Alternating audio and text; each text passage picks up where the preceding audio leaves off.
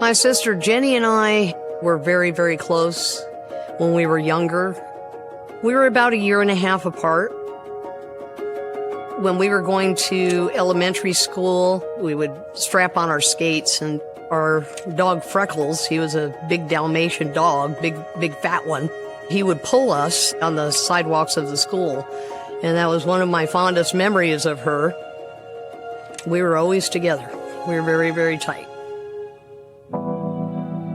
When I was 11 and my sister was 9.5, my mom separated from my dad and we moved from California to Maryland.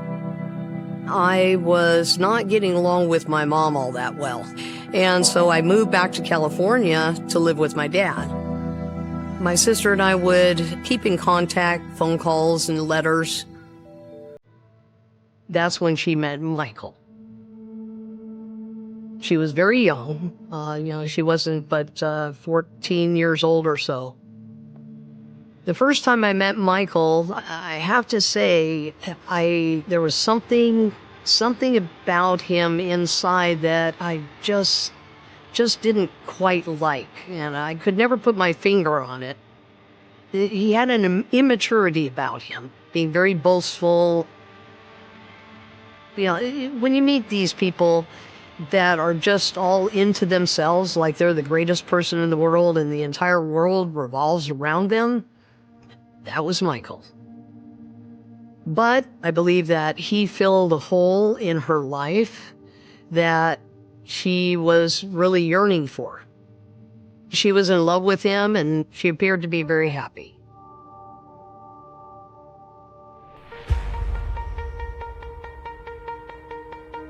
Jenny eloped with Michael when she was about 15, 16 years old.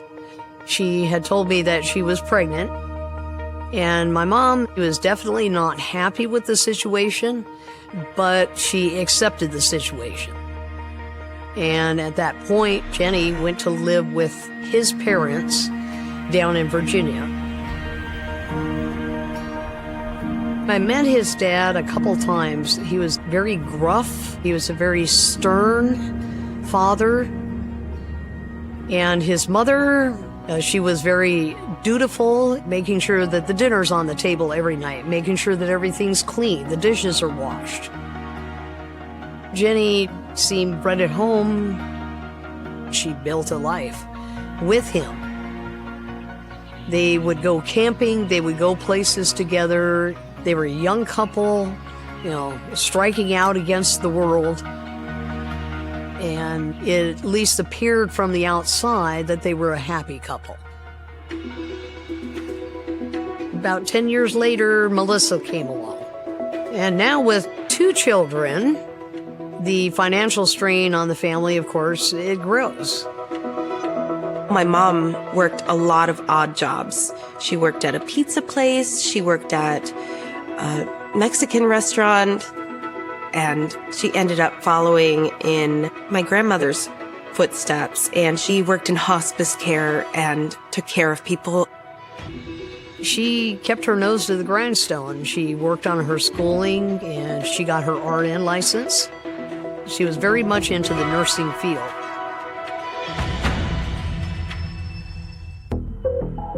Michael never held down a job for very long. Every time I talked to my sister, she was telling me that, oh yeah, Michael got fired from another job or he quit this job. And so my sister had to financially support the family, and it was a constant struggle for her. She would also do as many odd jobs as she could. She would do people's taxes, and she sold Avon to try to keep money coming into the house. My father retired very young. He worked as a maintenance man at a popular hotel chain, and he said he dropped a bird bath on his foot. I never saw him limping or anything, but that's the reason he said he was retiring. After my father retired, he really became a recluse. He would just hide in his garage and just scroll eBay. He would buy all these collectible Tupperwares from the 70s. He would buy Beatles bobbleheads and records, and he would never listen to them. He would never use these things. He had multiple guitars and this giant firearm collection. He just wouldn't share a common space at all with anyone. He wouldn't even eat dinner at the same time as us. He would just look at eBay all day, all night. That's all he did. He just spent. It was like he was just buying just to buy. I started to see that maybe it was because he needed control over it. As a child with his father, he was actually controlled. However, the spending was something where he was in control. He hadn't worked in years. He wasn't supporting the family like a mature man and husband should do. You take away the self-worth of a person, it's hard to be able to pull themselves up by the bootstraps. And I believe because of that controlling nature that was placed upon him, he ended up doing the same because that's what he felt comfortable with. That was his life.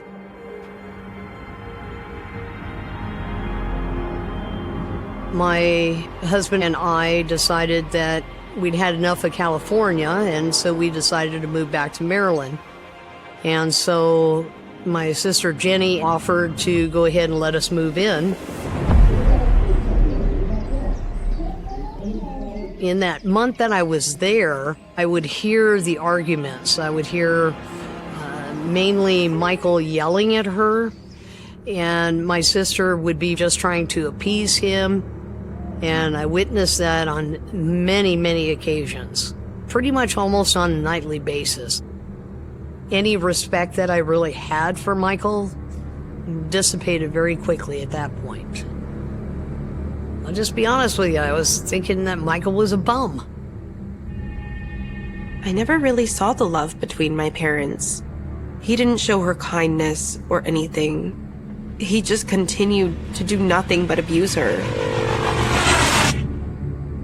My father would do all of these disrespectful things. He would shove her against the wall or hip check her and call her the N-word. And he would belittle her any chance he got.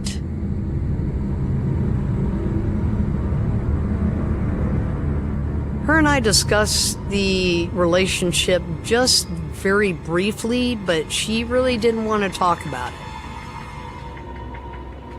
I knew my sister was in trouble, but I really didn't know how bad things were.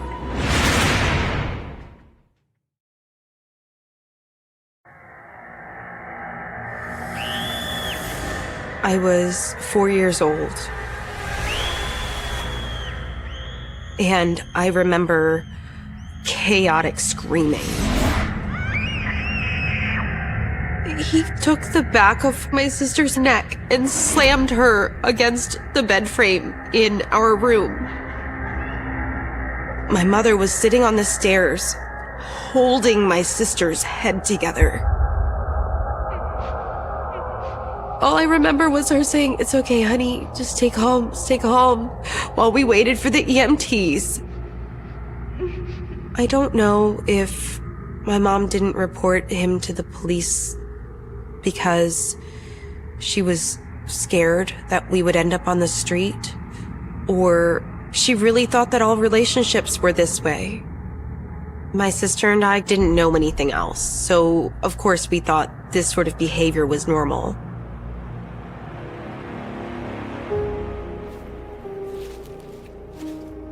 When my sister turned 16, she got married and moved out. I feared my father. I remember I climbed onto the roof of our home because he was afraid of heights and I knew he wouldn't follow me. Little things would set him off. Would always tense up and you could never tell what he was thinking. And then he would just go for you.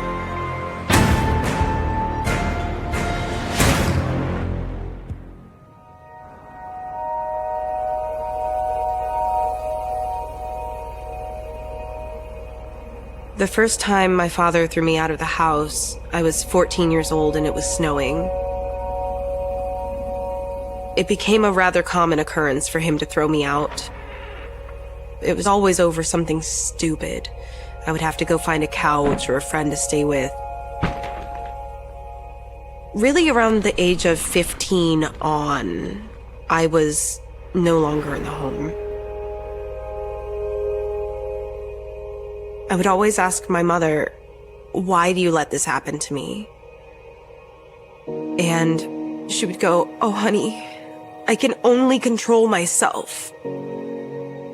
We just lived in fear and just tiptoed and walked on eggshells, and he just did whatever he wanted. Jenny would never really open up to me. She may have been embarrassed to say that, hey, things aren't hunky-dory here in paradise anymore. I, to this day, do not really know exactly why she stayed with him. I believe that she didn't want to throw away what she had built with her family.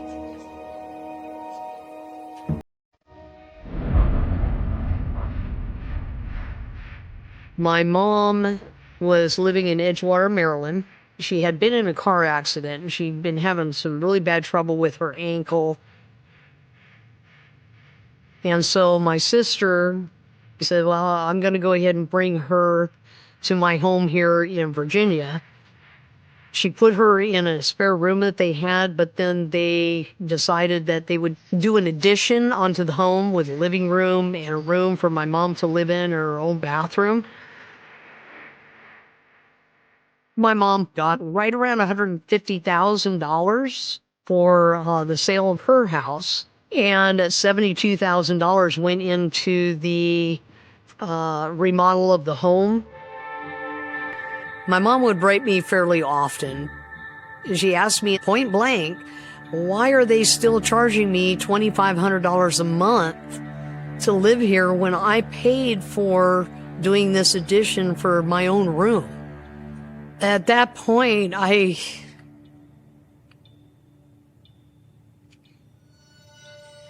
felt very helpless.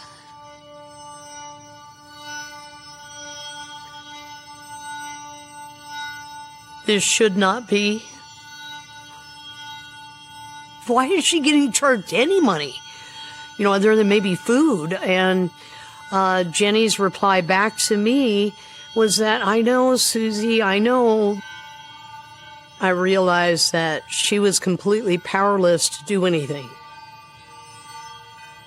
I could tell she felt horrible about it, but she had no choice. My father's spending was out of control. The money had to come from somewhere. I know they were refinancing multiple times as well, just to try to keep it going. My mom just didn't have a say in that house at all. My mom was now being taken advantage of.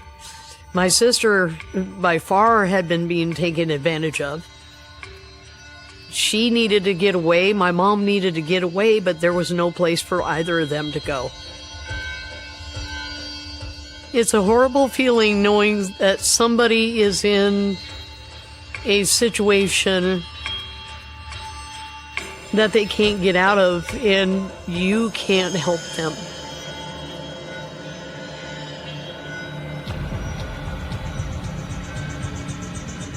I told her, "Mom, this isn't normal. Mom, he's abusing you." And I was giving her examples. And that's when she really kind of started to slowly think of the idea of trying to escape. All of a sudden, out of the blue, get a phone call from Michael saying, yeah, Jenny left me. Do you know where she is? If I'd known what the end result would have been, I certainly would have done something.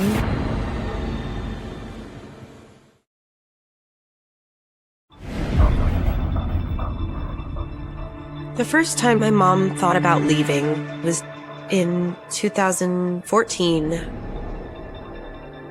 She had realized that she was in a loveless marriage, and she had started to see how bad the abuse really was. One day, she left work. She didn't tell him that she had put in her 2 weeks' notice, and she drove straight from her job to my house. And I was thrilled. I had no idea she had even left him. But I received a phone call from Michael, and he was very, very upset. And he was imploring me if I knew where Jenny was. He was very emphatic. He wanted to know where she was. I immediately called my sister. She told me that he had taken a gun and he had pointed it to her head. And he had told her, "If you ever leave me, I will kill you." That was the turning point. When she told me that, I knew who he was. And I knew what situation she was in. And so I asked my sister, well, what about Mother? Because now my mom was still in the home with him and his mother, and Jenny's not there. And she replied, "I know." And still to this day, I feel a little bit guilty because I asked her, what about Mother? And I believe she felt a responsibility to our mom, and that's probably one of the main reasons why she went back.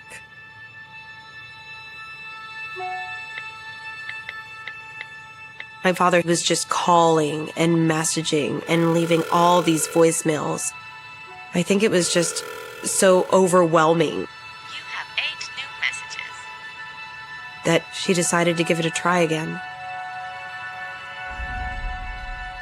We walked on the beach, and she just cried, but she put on a brave face. And I still have that picture of her by the ocean, smiling, but there's a sadness, too. I knew she was afraid of what was going to happen when she got there. She wasn't his wife. She was a possession. And he was not going to let anybody or anything take his possession away from him.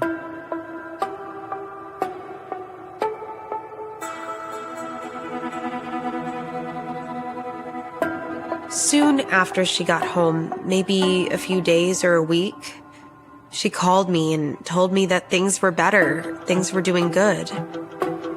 He promised her that he would get a control on his spending. They came up with this idea that they were going to bring patients to the home, and then she wouldn't have to go somewhere to work anymore, and that she wouldn't have to work as hard. Michael's father passed away, and now there was an empty room, and so they decided to go ahead and get a business license and open the home for elderly patients, receiving a monthly check for doing so. They called their home the Heflin home, and it started with my mom and 2 others, and then when my mom passed away, then she was taking care of 3 elderly folks. In early 2016, my current husband and I took a trip out there for a couple days. I noticed that there were a bunch of cameras up around inside the home, and I asked my sister what they were for. And she had told me that if an elderly person fell, sometimes they might not even know how they fell. And so having a camera system was just good insurance. But they didn't have any downstairs, which is where her and Michael lived, because they never had any elderly down there. There were 16 cameras around the house, but the 4 main ones pointed into the kitchen, the residential living room, outside, and the storage area that used to be the carport. And that was right outside of my father's garage. My mom's day would start very, very early, sometimes as early as like 4:30 in the morning. She would start her mornings by getting everybody up, washing them, feeding them. She would take them to doctor's appointments, and she would care for them all the way through the day. She didn't get very much time to herself at all.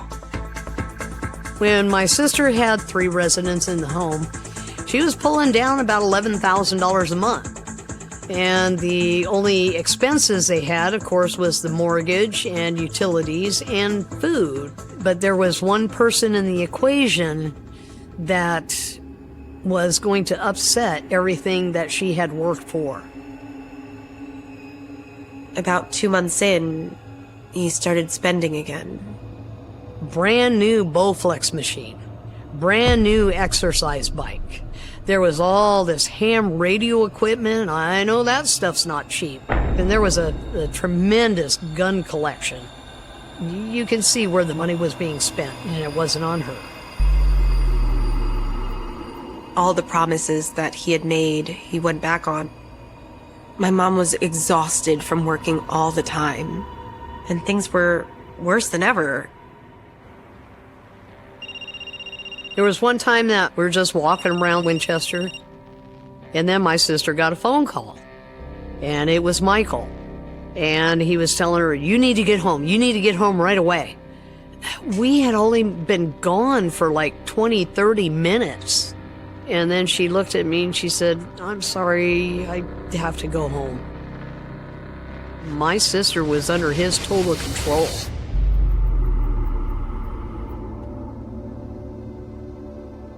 When Jenny came to the realization that things were not going to get better, she decided she was going to leave Michael. So one day she was delivering Avon, and I think she had let slip that things were not as it seemed at home.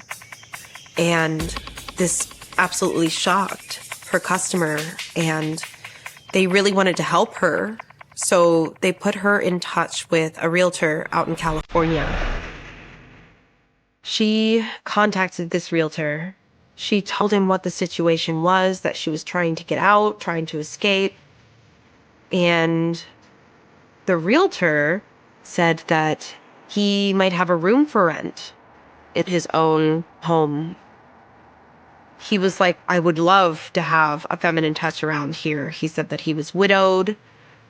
And it wasn't so much flirting, but it was a kindness that she really was not used to.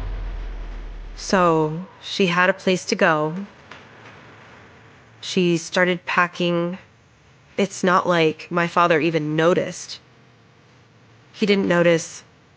Half her clothes were packed up and mailed to my house. She finally came to the realization that this is over.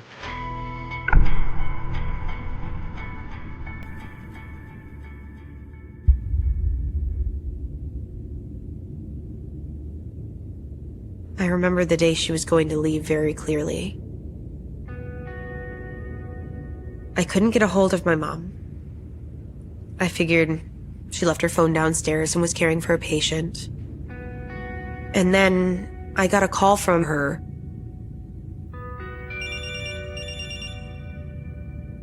She frantically whispered into the phone, "Melissa, he found out that I'm leaving. I need to leave now." And I was offering to come and get her, but she didn't want to put me in danger. And then she said, "Oh no, he's back. I've got to go." And she hung up.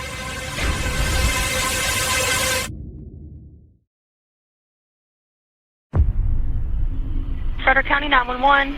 Ma'am, could you send an ambulance and a police car to 215 Stafford Drive? There's been a shooting. 215 Stafford Drive. Yes, ma'am. Who's been shot? Me and my wife got in a terrible argument. I caught her in an affair, and I just shot her, and I swear to God I didn't mean to do that. Where is she right now? laying in the bathtub. What I'm going to do is this. I've got to put my belt on, the rest of my clothes on, and put my shoes and socks on, and be out front. I'm going to have my hands in the air, tell the officers. Yeah, I understand. Is she awake? Yeah, she's a gurgling in there. She's breathing. If the ambulance gets here quick, she might be phased. Okay, are you... Okay, where's the gun? I have laid it on the floor. I'm going to be waiting for the police out in front. Okay. Thank you.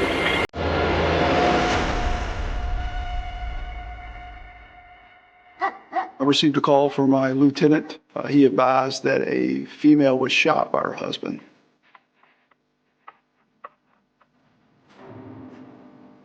Deputies responded to the scene. Mr. Heflin was detained without any issues. They located Mrs. Heflin in a bathtub. She sustained a gunshot wound.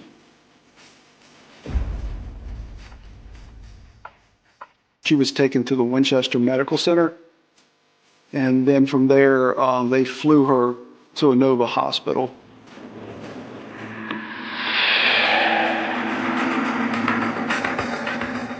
I was scrolling on the local radio chatter page, 200 block Stafford Drive, man shoots wife.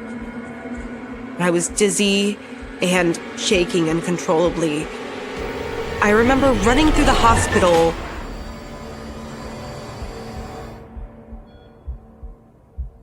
and I was just so relieved that she was alive. And it didn't really matter anything else.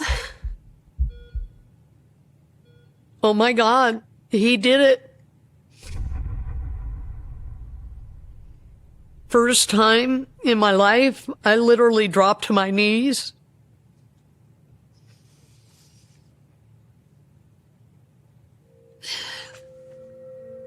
And I stood at the end of her bed, and I looked at her, and I knew that she had endured something that no human being should endure. They had to remove her eye. It was beyond repair. They had a procedure the very next morning to try to connect a vein in her arm because it took the brunt of the shotgun blast. Her arm actually saved her life. She survived so much. There was multiple surgeries on her brain. And she actually started doing a little bit better. So we got very hopeful. Within 2 or 3 days, I could tell that she knew I was there, and she knew that Melissa was there. She didn't know where she was, but she knew that we were there. Mr. Heflin, I'm behind you. I don't want to startle you. How are you? I'm better. We were conducting an interview with Mr. Heflin at the Frederick County Sheriff's Office. We run a small nursing home. She had to go upstairs, so I see her phone laying there. God must have made me pick that phone up. I picked the phone up, and there was some man on there she was talking to. He was on the other end of the phone? He was texting. Texting, okay. Texting. Well, what happened was, after I found him on there, I got really mad about it. I said, look, I thought we had things straightened out. Then she came up and told me she'd had multiple affairs. When she went 3 years ago to stay with my daughter, she took a man down there with her. Well, she point blank hit me with all this and it just broke my heart, officer. Broke my heart. He was putting it all on her. All the problems in their relationship was because of her. It was about everything that she did wrong. Well, my heart's been breaking all day. She should have just left. But no, she wanted to stay a month until her boyfriend could get a house for him down in Florida. Well, we got to fight because she's on the phone with him again. She knew that she's going to be on the phone with him. That's going to upset me, you know. I grabbed the phone and she was calling him baby and all that stuff. Officer, I went crazy. So tell me what happened after you lost your cool. Well, I grabbed the phone from her. She grabbed me around the arm and started pushing my arm. And I started going crazy. I mean, it went nuts. What was she doing? She tore all of her Christmas present boxes up and destroyed everything and went just completely ape. Oh that? You grabbed the phone and she went into the bathroom. Right, that's exactly how. She went in the bathroom, pissed off, crying.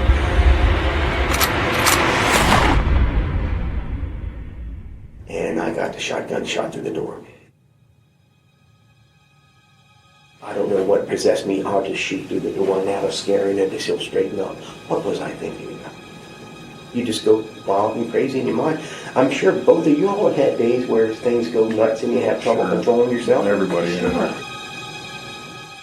I think he was trying to figure out his way of saying he just lost it and it just happened. He was taken to the magistrate and charged with aggravated malicious wounding that night. The nurses were hopeful, so that gave us hope. She came out of intensive care because she was doing so well, but the damage with the buckshot in the brain started to bleed. She got this look on her face, like she was very concerned. I said, "Mom, are you okay?" She said, "Yeah." And then she had a grand mal seizure. And I remember looking at the head nurse, and her eyes told me what I already knew, that my sister was gone.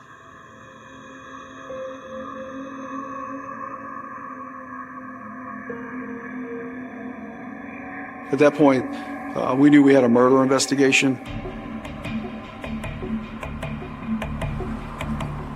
Oh, believe me, I really didn't mean to do this. We knew already some of what the defendant was going to testify in his defense. I pointed the gun at the bathroom door in a rage. The gun went off and it hit her in the head.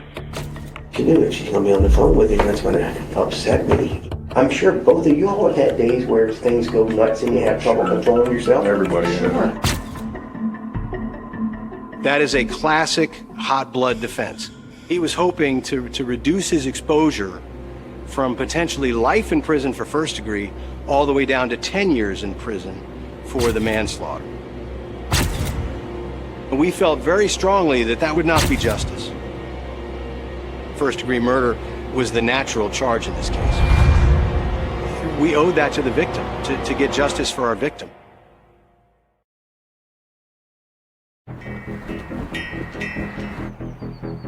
First-degree murder requires premeditation and deliberation, but it doesn't require deliberation for any particular period of time. It can be very quick. You can deliberate in the time it takes to grab a knife and go after someone. When we reenacted it, it took us approximately 15 seconds to get into the gun safe.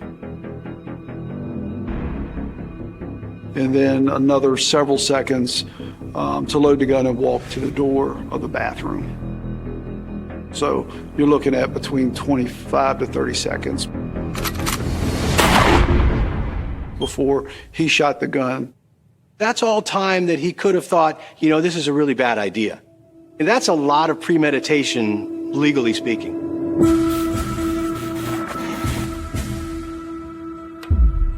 The timeline of this case, it was an all-day event.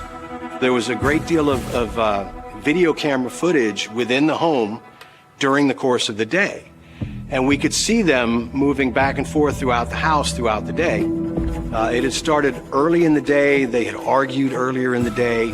And she had had communications with this other gentleman. And he was trying to monitor anything that she was doing on her phone, any chance that he had to get a look at her phone so he could determine whether or not she was texting with this person. He had been focused in on this and riling himself up about this all day long. Mr. Heflin never gave Miss Heflin any space. It's almost like he kept pushing instead of just separating himself from the situation. He continues to make contact with Miss Heflin. He could have just left her alone.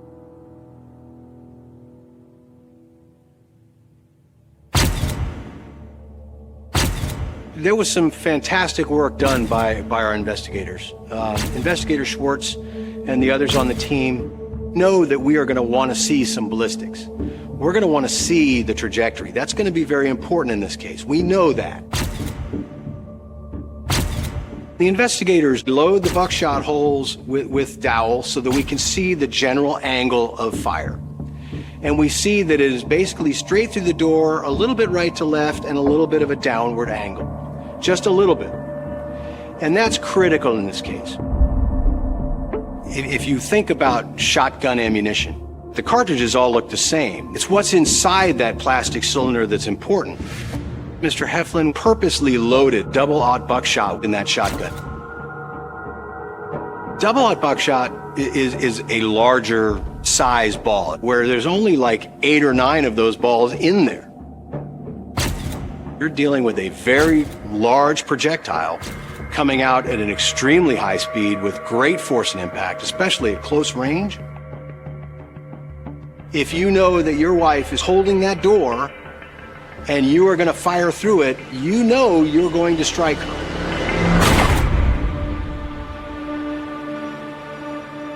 The use of those dowels through the hole showing the trajectory was brilliant police work to show us what his real intent was. We were ready to go to trial. We had more than sufficient evidence to obtain a conviction. We were very confident. But there is always risk. You can never be absolutely certain that a jury will determine your way. And you end up either not getting a conviction at all, or you get manslaughter. His lawyers came to us asking if there was any kind of a plea agreement we could reach, first-degree murder being 20 to life, where the defendant might have some hope of seeing the outside world and not dying in prison. And that's what basically gave us the opportunity to take manslaughter off the table, take first-degree life off the table, just focus on second degree. We know we're dealing with anywhere from 5 to 40 years in prison. So we took that to the family and discussed it with them. When I heard about the plea deal, I was so angry. He deserved the worst that he could possibly get. This was so cruel. This was evil. But it just kind of made sense, because they said he's going to go away for a long time, and this just ensures that he doesn't walk. I just had to trust them, that they knew what they were doing. Within the plea deal, he could not appeal the sentence. And so that was a little bit more acceptable.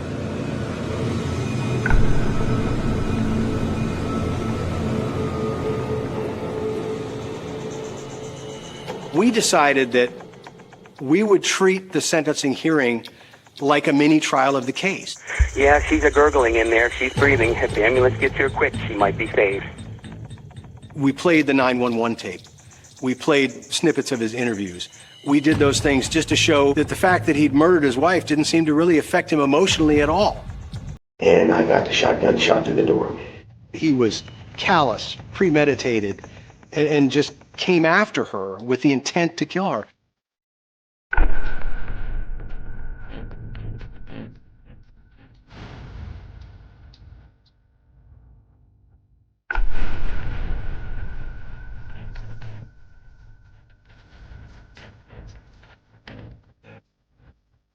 It was a good verdict. It was a good sentence. And he's going to be in there for a long time before he's even eligible for parole. While I would have loved to see him get the electric chair or a lethal injection or never get out of prison again, I think he got the best that they were able to give us.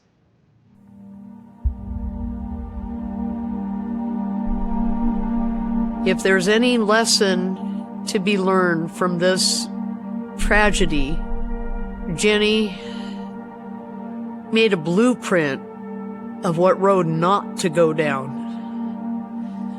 and a warning to anyone out there to believe that they are in danger and to escape from that danger and to be able to live their life in freedom. Jenny had signed to be a donor, organ donor, And even in Jenny's death, she still gave life. The 5 people live today because of her. So throughout Jenny's life, she gave and gave and gave. But I know she's at peace now. She's no longer bullied. She is no longer lorded over and told what to do. And I will forever be proud of her for making that decision to finally break free. The afternoon of February 13, 2017, began like any other winter day in a small American town. The sky above Delphi, Indiana, was pale and quiet. The kind of sky that seemed to stretch endlessly over the empty fields surrounding the community. The cold air carried the familiar scent of winter, of frozen grass, old wooden fences, and distant farmland. Nothing about that day suggested that a tragedy was waiting just beyond the edge of town. Delphi was the kind of place where people knew each other's names. A town where neighbors waved when they passed each other on the road. A place where children could still walk outside, explore trails, and enjoy an afternoon without their families constantly worrying about what might happen. For many residents, Delphi represented safety. Peace. A place untouched by the violence that often appeared on television screens in larger cities. But on that ordinary February afternoon, something happened that would forever change the way Delphi saw itself. 2 teenage girls went for a walk. They never came home. Their names were Abigail Williams and Liberty German. Abby was 13 years old. Libby was 14. They were not strangers walking through the woods. They were friends. 2 young girls who laughed together, shared memories, and enjoyed the simple moments of being teenagers. Like many people their age, they carried phones, took pictures, and recorded small pieces of their lives. They had no idea that one of those moments would become one of the most important pieces of evidence in a murder investigation that would last nearly 6 years. They had no idea that a short video recorded on a phone would become a haunting reminder of the final moments of their lives. And they had no idea that a quiet trail outside their hometown would become one of the most famous crime scenes in modern American history. The place where everything changed was the Monon High Bridge Trail. An abandoned railroad bridge stretching above Deer Creek. A structure that had once carried trains through the Indiana countryside but had long since become a destination for locals looking for adventure, photography, and a connection with nature. The bridge was old. The wooden boards were uneven. The height above the ground made some visitors nervous as they carefully crossed from one side to the other. For Abby and Libby, however, it was simply a place to spend an afternoon. A place to take pictures. A place to enjoy their day off from school. It was supposed to be a harmless adventure. Instead, it became the beginning of a nightmare. Around the early afternoon hours, Libby and Abby arrived near the trail. The weather was cold, but not unusual for Indiana in February. The winter landscape surrounded them with bare trees, quiet fields, and the distant sounds of nature. They walked along the trail together. They talked. They laughed. They enjoyed the freedom of a day without classes or homework. At some point, Libby took out her phone. Like many teenagers, she captured moments without thinking about their importance. A picture of her friend walking ahead. A short video.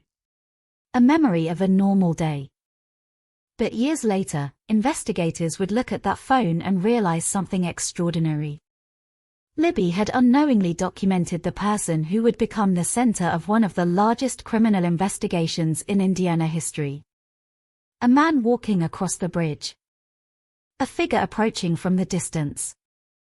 A person who would later become known around the world as Bridge Guy. The image was unclear. The video quality was limited. The man's face was difficult to see. But the existence of that recording changed everything. Because in many criminal investigations, detectives spend years searching for proof that a suspect was connected to a crime scene. In Delphi, that connection was captured before anyone even knew a crime had occurred. A young girl's instinct to record a moment with her friend created a piece of evidence that would never disappear. The video showed a man walking toward them. He wore a jacket. He wore a hat. His posture was calm. His movements appeared ordinary. There was nothing about the image that immediately revealed the horror that was about to unfold. That was perhaps the most disturbing part. The person captured in those final moments did not look like someone preparing to commit an unimaginable crime. He looked like someone simply walking. A stranger on a bridge. A person passing through a small Indiana town. But investigators would later believe that this was the moment when Abby and Libby encountered the person responsible for their deaths. The recording also captured something else. A voice. A short command. A phrase that would become permanently connected to the case. Down the hill. Those 3 words would echo throughout the investigation. They would be analyzed by experts. Played countless times by investigators. Recognized by millions of people following the case. A simple sentence that represented the beginning of a terrifying sequence of events. What happened after those words were spoken remained hidden for years. The details of the crime scene were carefully protected by investigators. Authorities refused to release many pieces of information, believing that certain facts needed to remain known only to the person responsible and law enforcement. But one thing became clear. The 2 girls were taken away from the public trail and into a more isolated area near Deer Creek. Somewhere away from the people who might have seen them. Somewhere away from help. Somewhere where their voices would not easily reach anyone. As the afternoon passed, the world continued moving around Delphi. Cars drove through town. People went about their daily lives. Families prepared dinner. Neighbors continued with ordinary routines. No one knew that 2 young girls were missing. No one knew that their families would soon experience a fear that no parent should ever have to face. When Abby and Libby did not return as expected, concern began to grow. At first, there was still hope. Maybe they had lost track of time. Maybe their phones had died. Maybe they had gone somewhere else with friends. Maybe there was a simple explanation. Families often hold on to those possibilities during the first moments of uncertainty. Because accepting the alternative is almost impossible. But as the hours passed, the feeling changed. The questions became heavier. The silence became frightening. Their phones were not answering. They were not where they were supposed to be. And the peaceful afternoon walk that began with laughter and friendship had turned into a desperate search. The community of Delphi responded quickly. Residents joined together. Volunteers searched the trails. Law enforcement officers began looking through the area. The same paths where people had walked peacefully only hours earlier were now being examined with growing fear. The darkness of the winter evening made everything more difficult. Every minute mattered. Every possibility had to be considered. For Abby and Libby's families, those hours were filled with unbearable uncertainty. The mind creates endless possibilities when someone you love disappears. Every sound becomes meaningful. Every phone notification creates a moment of hope. Every passing minute without answers brings deeper fear. They did not know where the girls were. They did not know what had happened. And they did not know that investigators would soon discover one of the most heartbreaking crime scenes Indiana had ever seen. The next morning, February 14th, the search reached its devastating conclusion. Abigail Williams and Liberty German were found near Deer Creek, not far from the trail where they had been walking the day before. The hope that they would return home safely disappeared. The search for 2 missing teenagers became a murder investigation. Delphi was no longer just a quiet town surrounded by farmland. It became a place known across America. A place connected forever to 2 young lives that ended far too soon. And as investigators began collecting evidence, one question stood above all others. Who had taken Abby and Libby? Who was the person captured walking across that bridge? Who was the voice behind those 3 words? Who was responsible for turning an ordinary afternoon into an unimaginable tragedy?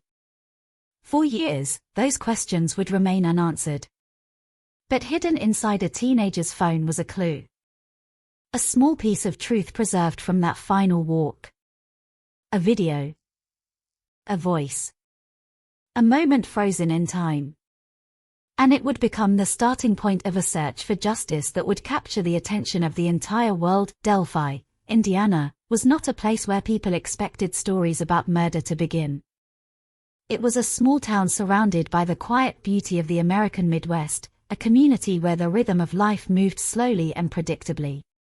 The kind of place where the biggest concerns were usually everyday problems, a difficult winter storm, a local sports event, a neighbor needing help, or a family gathering on the weekend.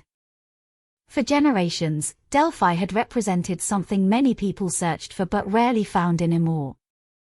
A sense of familiarity. A sense of belonging. A place where people believed they understood the world around them. Located in Carroll County, Indiana, Delphi was a small community with a population of only a few thousand residents. It was surrounded by farmland, open fields, and long stretches of countryside where the horizon seemed endless. The roads were quiet. The neighborhoods were close-knit. Many families had lived there for decades, creating deep connections between generations. Children grew up knowing the same streets their parents had walked. Families attended the same schools. Neighbors recognized each other's cars passing by. In many ways, Delphi represented the image of small-town America that people often imagine when they think of safety. It was not a city where strangers disappeared into crowds. It was not a place where people expected danger to arrive without warning. That belief in safety was part of what made the events of February 2017 so devastating. Because the tragedy did not happen somewhere distant. It happened close to home. It happened in a place where people believed they knew everyone. The Monon High Bridge Trail was one of Delphi's recognizable landmarks. Originally built as part of a railroad line, the bridge had been abandoned for years before becoming part of a local trail system. The structure stretched high above Deer Creek, offering visitors a unique view of the surrounding landscape.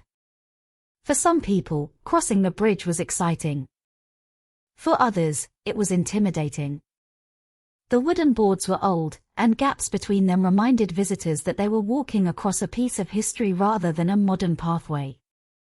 The height created a feeling of vulnerability. Below, Deer Creek moved through the landscape, surrounded by trees and natural terrain. The area was beautiful. It was quiet. It was the kind of location where people went to escape the noise of everyday life. Teenagers visited to take pictures. Families came to walk outdoors. Photographers searched for interesting views. Nature lovers explored the trails. Before February 13, 2017, the Monon High Bridge was simply a local attraction. After that day, it became forever connected to tragedy. The winter of 2017 had covered Indiana in the familiar atmosphere of the season. The trees were mostly bare. The fields had lost the bright colors of warmer months. The air carried the cold stillness of February. But despite the season, the day itself was not unusual. There was no warning. No dramatic sign that something terrible was about to happen. The world did not change its appearance before the tragedy. That was one of the most painful realities for everyone involved. The morning looked normal. The afternoon felt normal. Life continued as if nothing had changed. For Abby Williams and Liberty German, February 13th was simply a day away from school. A chance to enjoy time together. A chance to create memories. Neither girl knew that this ordinary day would become the final chapter of their lives. Libby German was 14 years old. To those who knew her, she was remembered as a bright and determined teenager with a strong personality. She was the type of person who could make others feel comfortable. She had dreams, interests, and the energy of someone standing at the beginning of a long future. She was growing into herself. Like many teenagers, she enjoyed using technology, sharing moments online, and capturing pieces of her daily life. Her phone was not just a device. It was a connection to friends, family, and the world around her. That simple habit of recording moments would later become one of the most important parts of the investigation. Abigail Williams, known as Abby, was 13 years old. She was younger than Libby, but the two shared a close friendship. Their bond represented the innocence of adolescence. They were young enough to still enjoy simple adventures but old enough to begin discovering who they wanted to become. They were not looking for danger that day. They were not involved in anything unusual. They were simply two friends spending time together. That detail became one of the most painful aspects of the case. There was no complicated background. No warning signs. No reason for anyone to believe that something terrible was waiting. They were just two girls who wanted to go outside. For the families of Abby and Libby, the Monon High Bridge was not a crime scene in their minds. It was a place connected to a happy memory. A place where their daughters and granddaughters could enjoy nature. A place where they believed their children were safe. That belief was shattered in a matter of hours. The events of that day would force the community to confront a terrifying possibility. That danger could exist even in familiar places. That evil did not always announce itself. Sometimes it appeared quietly. Sometimes it looked ordinary. Sometimes it was hidden behind a normal face walking along a familiar path. As news spread through Delphi, the atmosphere of the town began to change. The same streets that once felt peaceful became filled with questions. People looked at each other differently. Parents became more protective. Neighbors wondered if they had unknowingly crossed paths with someone capable of such violence. The community searched for answers. But answers did not come quickly. Instead, Delphi entered a long period of uncertainty. The investigation would become one of the most closely followed criminal cases in the United States. People across the country would learn the names Abby and Libby. They would see the image of the man walking on the bridge. They would hear the phrase, "down the hill." They would follow every development, every rumor, every possible clue. But before the investigation, before the courtroom battles, before the accusations and the arrests, there were two girls whose lives mattered far beyond the crime committed against them. Because Abby and Libby were not just victims in a case file. They were daughters. Friends. Classmates. People who had dreams and personalities and futures. Their story began long before the day they walked onto the Monon High Bridge. They had families who loved them. Friends who laughed with them. Memories that existed beyond the tragedy. An understanding that matters. Because true crime stories often begin with the moment something terrible happens. But behind every investigation is a human story that started much earlier. A story of ordinary days. Family moments. Friendships. Dreams. The lives that existed before the headlines. For Abby and Libby, February 13, 2017, was supposed to be another page in that story. Instead, it became the day that changed Delphi forever. A peaceful town became the center of a national investigation. A forgotten railroad bridge became a symbol of loss. And two young girls became names remembered by millions of people who never met them but still hoped, years later, that justice would finally come. The tragedy that unfolded on the Monon High Bridge was not just about what happened there. It was about everything that was lost afterward. The childhoods that would never continue. The birthdays that would never arrive. The future moments that families would never experience. And in a small Indiana town that once believed it knew every corner of its own world, one question began to grow louder with every passing day. How could something like this happen in Delphi? And who was the person hiding behind the quiet streets of a town that never expected a nightmare, before their names appeared on news broadcasts across America, before their faces became associated with one of the most followed murder investigations in modern history? Abigail Williams and Liberty German were simply two young girls growing up in Delphi, Indiana. They were not symbols. They were not headlines. They were not characters in a crime story. They were two teenagers with families who loved them, friends who laughed with them, and dreams that were only beginning to take shape. Their lives were much bigger than the tragedy that would eventually surround their names. To understand the impact of the Delphi murders, it is important to remember who Abby and Libby were before February 13, 2017. Because behind every investigation file, behind every piece of evidence, and behind every courtroom argument, there were two children who had once filled ordinary days with ordinary happiness. Abigail Joyce Williams was 13 years old. To the people who knew her, Abby was remembered as a kind, thoughtful, and creative young girl who brought warmth into the lives of those around her. She was entering the difficult but exciting period between childhood and adulthood. Like many teenagers her age, she was discovering her identity, learning about the world, and slowly becoming the person she wanted to be. At 13, life is filled with possibilities. The future still feels endless. There are friendships to build, places to explore, and experiences waiting ahead. Abby was at that stage where small moments mattered deeply. A conversation with a friend. A funny memory at school. A family gathering. A simple afternoon outside. Those moments formed the story of her life. She was known as someone who cared about others and valued the people close to her. Friends described her as someone who could make others feel comfortable, someone whose presence brought a sense of happiness. She was not someone remembered only because of what happened to her. She was remembered because of who she was. A daughter. A granddaughter. A friend. A student. A young girl with an entire future ahead of her. Liberty Rose Lynn German, known to everyone as Libby, was 14 years old.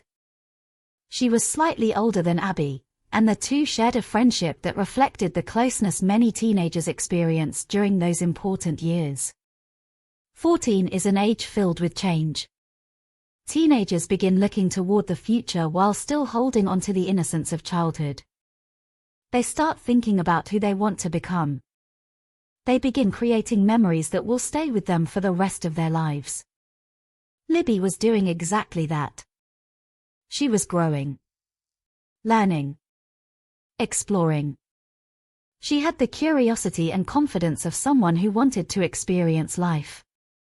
People who knew Libby often described her as intelligent, outgoing, and determined. She was someone who connected with others easily. She had a personality that stood out. She was not afraid to express herself. Like many teenagers, she enjoyed technology and social media. Her phone was part of her everyday world. It allowed her to communicate with friends, share experiences, and record moments that seemed important at the time. No one could have known that her habit of capturing everyday life would later become one of the most significant parts of a criminal investigation. The phone that held pictures of friends and normal teenage moments would eventually contain the final known images connected to the case. But before that phone became evidence, it was simply Libby's phone. A teenager's connection to the world around her. A place where memories were stored. A reflection of a young person living her life. The friendship between Abby and Libby was one of the most important parts of their story. They were not just two girls who happened to be together that day. They were friends who chose to spend time with each other. Their decision to visit the Monon High Bridge was not unusual. Teenagers often search for places where they can talk, laugh, take pictures, and escape the routine of school and daily responsibilities. The trail offered exactly that. It was outdoors. It was peaceful. It was a place where they could enjoy a winter afternoon. For Abby and Libby, there was no reason to believe the walk would be dangerous. Nothing about the environment suggested fear. Nothing about the day suggested that it would become unforgettable for the worst possible reason. They were simply two friends creating another memory together. The fact that their final moments began with something so normal is what makes the case especially painful. There was no dramatic beginning. No obvious warning. No moment when they understood they were in danger. Just a regular afternoon that suddenly turned into a nightmare. In the days following their deaths, people across the country learned their names. They saw photographs of two smiling teenagers. They heard stories from family members and friends. They learned about the people Abby and Libby had been. And slowly, the victims became more than just names connected to a crime. People began to understand that their lives mattered. Their personalities mattered. Their memories mattered. For their families, the loss was impossible to measure. A child is not supposed to become a memory so suddenly. Parents and relatives imagine futures with the children they love. They imagine graduations, birthdays, family celebrations, future conversations. They imagine watching those children grow into adults. For Abby and Libby's families, those imagined moments disappeared forever. Instead of planning for the future, they were forced to search for answers. Instead of celebrating milestones, they had to face anniversaries of loss. Instead of hearing their voices, they had to rely on memories. The pain of losing someone is already overwhelming. But losing someone in a violent crime creates another layer of suffering. There are questions. There is anger. There is the need to understand what happened. And there is the painful reality that someone chose to take away a life that had barely begun. As investigators began searching for the person responsible, the community continued remembering Abby and Libby. Their schools mourned them. Their friends shared memories. People who had never met them placed flowers and messages of support. Delphi came together around the families. Because although the crime created fear, the lives of Abby and Libby created something else. A reason to keep searching. A reason to demand answers. A reason to never allow their names to be forgotten. The world often remembers victims through the circumstances of their deaths. But Abby and Libby deserve to be remembered through the moments before that. The laughter. The friendships. The hopes. The dreams. The ordinary days that made up their lives. They were not defined by what happened on the Monon High Bridge. They were defined by everything they were before that moment. Two young girls growing up in a small Indiana town.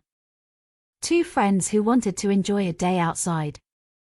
Two teenagers who should have had decades ahead of them. The tragedy of Delphi was not only that two lives were taken. It was that two futures disappeared.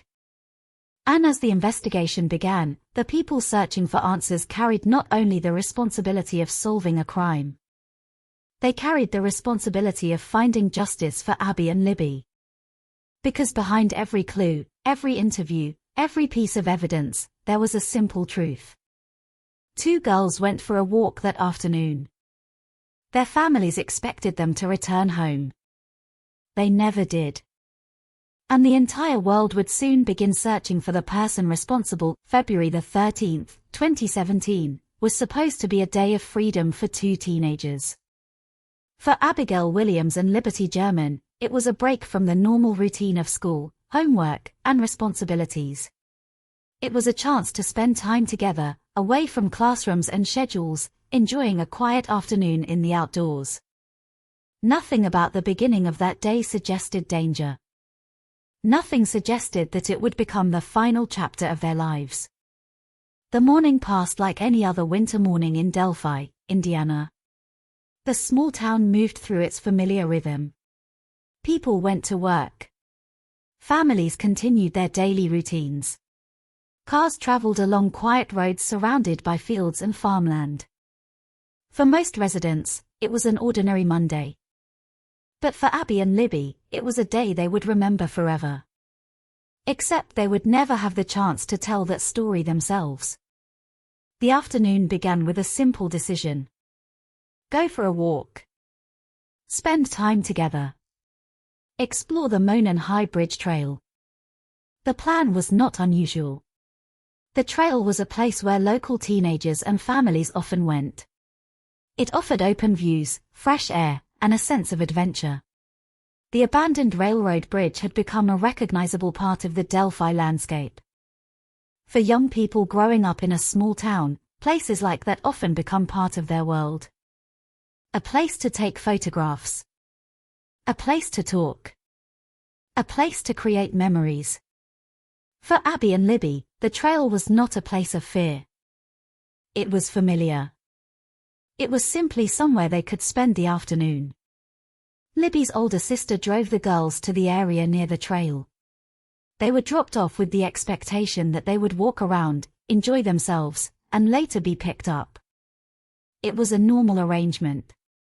The kind of moment that happens every day in families everywhere. A teenager asking for a ride. A parent or sibling helping. A casual goodbye. No one knew that goodbye would become permanent. As Abby and Libby walked toward the Monon High Bridge, they entered an area surrounded by the quiet beauty of Indiana winter. The trees were bare. The landscape was open. The cold air moved through the empty branches. The trail stretched ahead of them, leading toward the old bridge. The girls walked together. At some point, Libby took a picture of Abby on the bridge. It was a simple photograph. A teenager walking ahead. A friend capturing a moment. A small piece of an ordinary day. At the time, it meant nothing more than a memory. But after the tragedy, that image would become one of the last known photographs of Abby alive.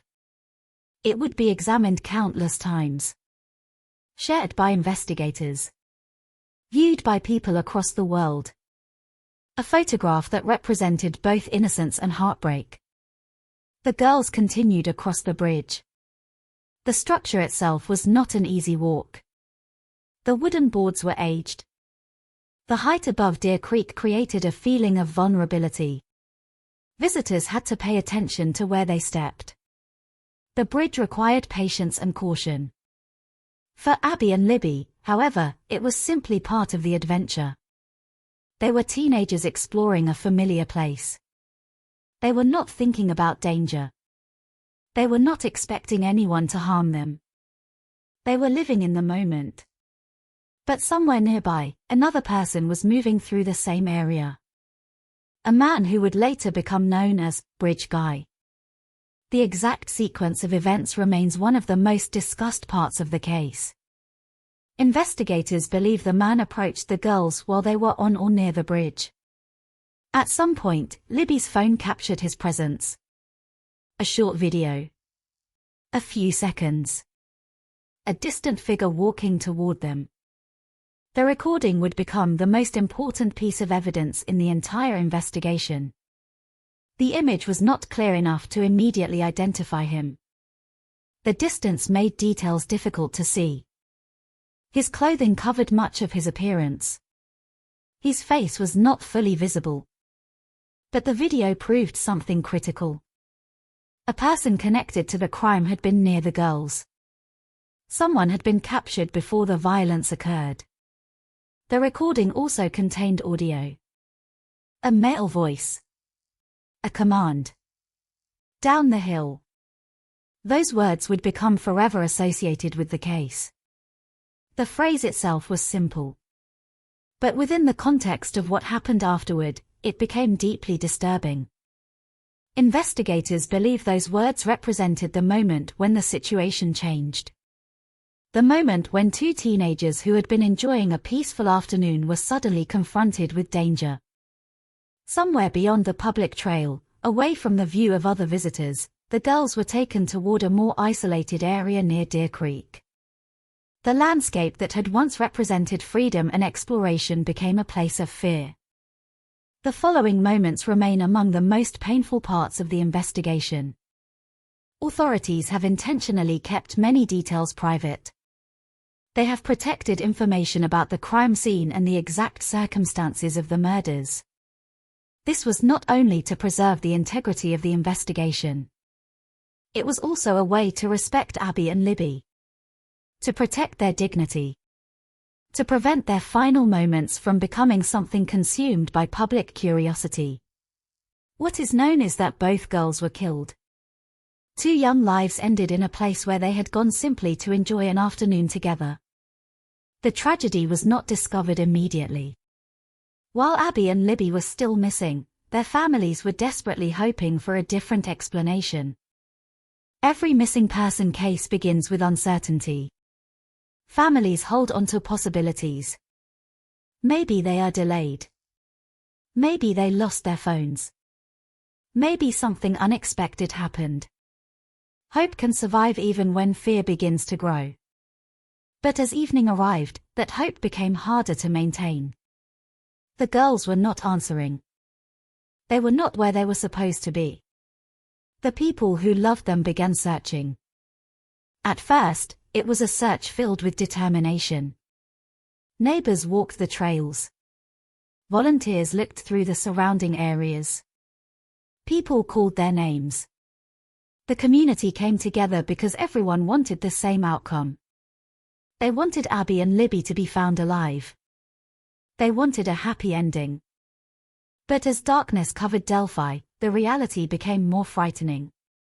The quiet trail that had once been a place for afternoon walks became the center of a desperate search. The same bridge where Libby had taken a picture of Abby became a place investigators would return to again and again. The next morning brought the news everyone had feared. Abby Williams and Liberty German had been found. They were gone. The search for 2 missing teenagers became a homicide investigation. The town that had always felt safe was suddenly facing a reality it had never imagined. A person had entered their community. A person had taken 2 young lives. And that person had left behind only fragments of evidence. A picture. A video. A voice. A few seconds captured on a teenage girl's phone. The investigators now faced an impossible question. Who was the man walking on the bridge? Was he someone from Delphi? Was he a stranger passing through? Had anyone seen him that day? Had someone unknowingly crossed paths with the person responsible? The answers would not come quickly. In fact, they would take years. The image of the man on the bridge would become one of the most recognizable crime images in America. Millions of people would look at that picture. Millions would ask the same question. Who is he? But on that February afternoon, before the investigation began, before the headlines, before the courtroom battles, Abby and Libby were simply 2 friends taking a walk. A walk that began with laughter. A walk that began with friendship. A walk that should have ended with them returning home. Instead, it became the final journey of 2 young girls whose names would never be forgotten. The first signs that something was wrong did not come with panic. They came with silence. It was the kind of silence that slowly grows heavier with every passing minute, almost unnoticed at first. A missed phone call. A delayed arrival. A simple question asked by a family member that receives no answer. For most families, moments like these happen from time to time. Teenagers lose track of time. Phones run out of battery. Plans change without much notice. Usually, there is an explanation. Usually, someone comes home. On the afternoon of February 13, 2017, Abby Williams and Libby German were expected to be picked up after spending time on the Monon High Bridge Trail. The arrangement had been simple. Enjoy the afternoon. Be ready to leave later. Nothing complicated. Nothing unusual. As the scheduled pickup time approached, Libby's family made their way toward the trail. They expected to see two girls walking back along the path. Instead, they found an empty trailhead. There was no sign of Abby. No sign of Libby. At first, it did not immediately feel like an emergency. Perhaps they had walked a little farther than expected. Perhaps they had stopped to take more photographs. Perhaps they were only a few minutes away. Family members began calling their phones. The calls went unanswered. Again. And again. Every unanswered call made the silence feel different. Concern quietly replaced patience. Relatives began searching the immediate area themselves, walking sections of the trail while calling the girls' names. The February air had grown colder. The afternoon light was beginning its slow descent toward evening. The landscape that had seemed peaceful only hours earlier now felt strangely empty. Every bend in the trail carried hope. Every clearing seemed like it might reveal two smiling teenagers apologizing for being late. But every turn ended with disappointment. As more time passed, the situation could no longer be explained away as teenage forgetfulness. Something was wrong. The families contacted local authorities, and before long, the search expanded beyond relatives and close friends. In a town like Delphi, news traveled quickly. Neighbors heard that two girls were missing. Without hesitation, many left their homes to help. Some arrived carrying flashlights. Others wore heavy winter jackets and boots suitable for walking through rough terrain. People who had never met Abby or Libby joined the effort simply because they were children from their community.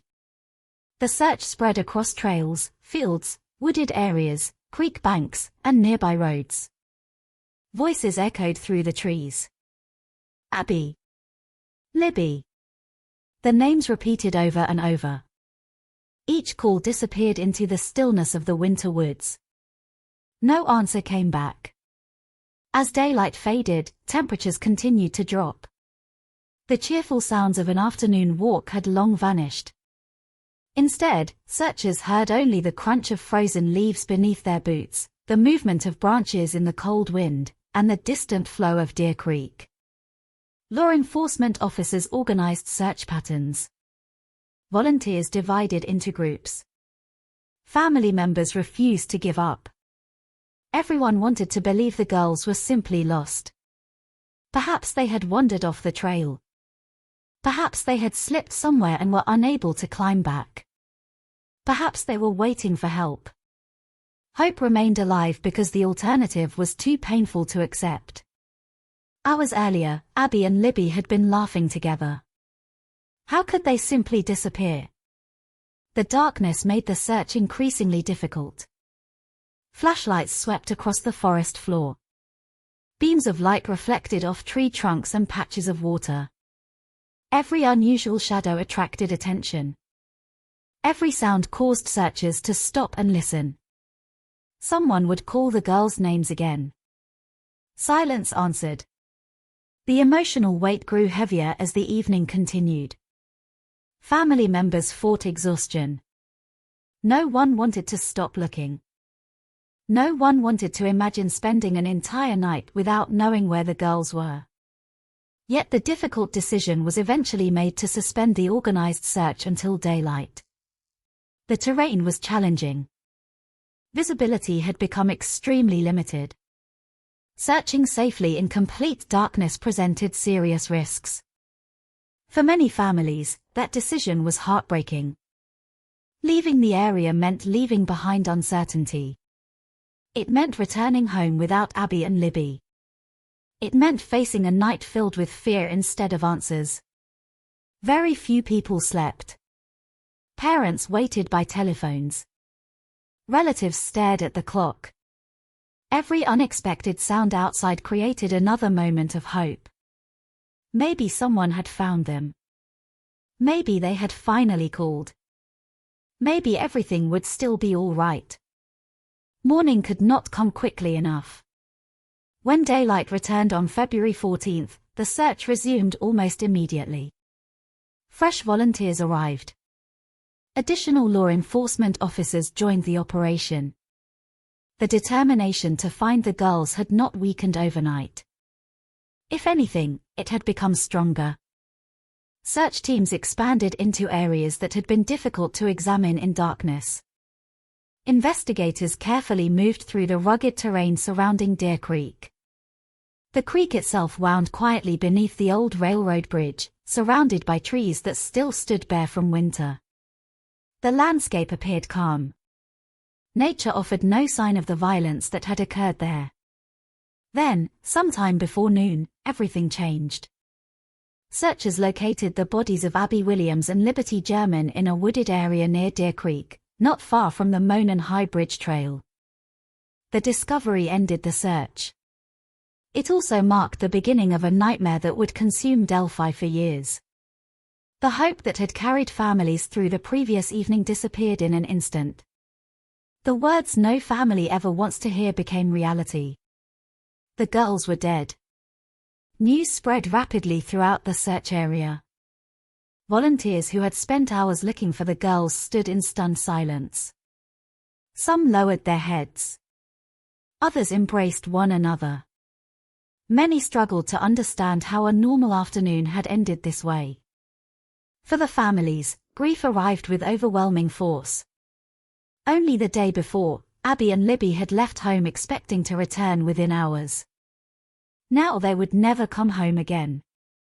No parent is prepared for such a moment. No words can soften its impact. The search that had begun with optimism had become a homicide investigation. Law enforcement immediately secured the area. The wooded location transformed from a search site into an active crime scene. Investigators established a perimeter. Every footprint mattered. Every broken branch could become evidence. Every object found nearby had to be carefully documented.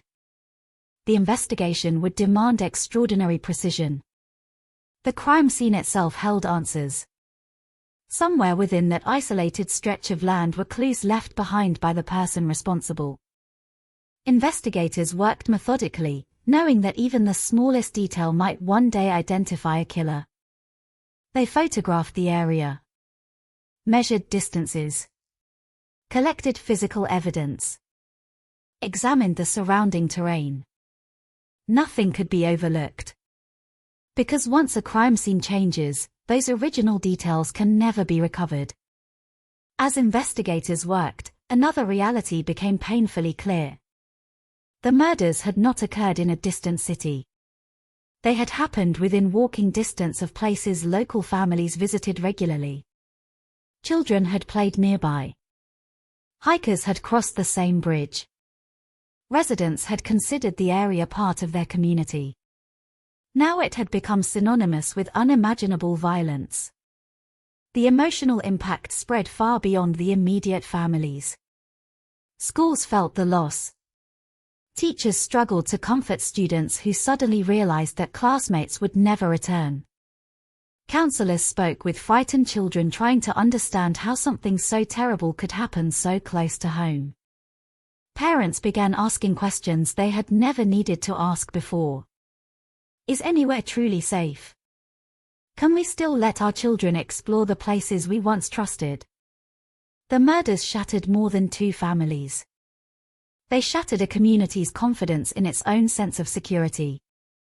As investigators continued examining the scene, they discovered something that would eventually become central to the case. Libby's phone. Inside it was evidence unlike anything they could have hoped to find. A photograph. A short video. An audio recorded only moments before the murders. At that point, investigators did not yet understand the full importance of what the phone contained. But they quickly realized that Libby had done something remarkable. Whether through instinct, caution, or simple chance, she had preserved a glimpse of the person investigators were now desperately trying to identify. Few victims ever leave behind such a direct connection to the individual responsible for their deaths. It was an extraordinary piece of evidence. Yet even with that evidence, investigators faced enormous challenges. The recording was brief. The image was distant. The suspect's face remained unclear. The voice captured only a few words. Enough to prove someone had been there. Not enough to immediately reveal his identity. As news organizations learned of the murders, reporters descended upon Delphi. Satellite trucks lined roads that had rarely seen national media attention. Television cameras focused on a town that only days earlier had been virtually unknown outside Indiana. Across the country, people watched the story unfold. 2 young girls. A peaceful hiking trail. A double homicide. An unknown killer. The details seemed almost impossible to comprehend. How could someone commit such a crime in broad daylight? How could the killer vanish without leaving behind an obvious trail? Who could have walked away from that wooded area unnoticed? The questions multiplied faster than investigators could answer them. Inside Delphi, however, those questions felt intensely personal. Residents looked at familiar faces differently. Every stranger became memorable. Every unusual encounter from the previous day suddenly seemed important. People replayed ordinary conversations in their minds, wondering whether they had unknowingly seen something significant. Some remembered passing hikers. Others recalled parked vehicles. Many questioned whether they had overlooked a detail that could have changed everything. Investigators urged patience. They needed facts, not speculation. Evidence, not assumptions. But in the emotional aftermath of such a devastating crime, patience was difficult. Everyone wanted answers immediately. Everyone wanted justice for Abby and Libby. Yet justice would not arrive quickly. The discovery near Deer Creek marked the end of the search. It also marked the beginning of one of the most complex homicide investigations in Indiana history. The crime scene had offered clues. The victims had unknowingly preserved evidence. The community stood ready to help. And somewhere beyond the yellow police tape, beyond the wooded trails and frozen creek, the person responsible was still free. Watching. Waiting. And perhaps believing that he had disappeared forever into the quiet landscape of Delphi. By the afternoon of February 14, 2017, Delphi had changed forever. The yellow crime scene tape fluttering in the cold February wind became a painful reminder that the small town was no longer simply a quiet community surrounded by farmland. It had become the center of one of the most disturbing murder investigations in recent American history. For investigators, the race had already begun. The first hours after a homicide are often the most critical. Memories are still fresh. Witnesses can still remember details that may later fade. Surveillance footage may still exist. Physical evidence is at its most vulnerable. Every minute mattered. The Indiana State Police quickly joined the Carroll County Sheriff's Office, and before long, the Federal Bureau of Investigation also became involved. The scale of the investigation expanded almost immediately. This was no longer a case that a small local department would handle alone. Every available resource would be needed. Teams of investigators began reconstructing every minute of Abby and Libby's final afternoon. Where had they been dropped off? Who had seen them? What time had they crossed the bridge? Who else had been on the trails? Every movement became part of an enormous timeline. Detectives interviewed relatives first. Not because they suspected them, but because families often provide the clearest picture of a victim's final known hours. Libby's older sister carefully described dropping the girls off near the trail. Family members explained when they expected to pick them up. Investigators compared phone records with witness statements. Every timestamp mattered. The photograph Libby uploaded to Snapchat helped establish one important point in the timeline.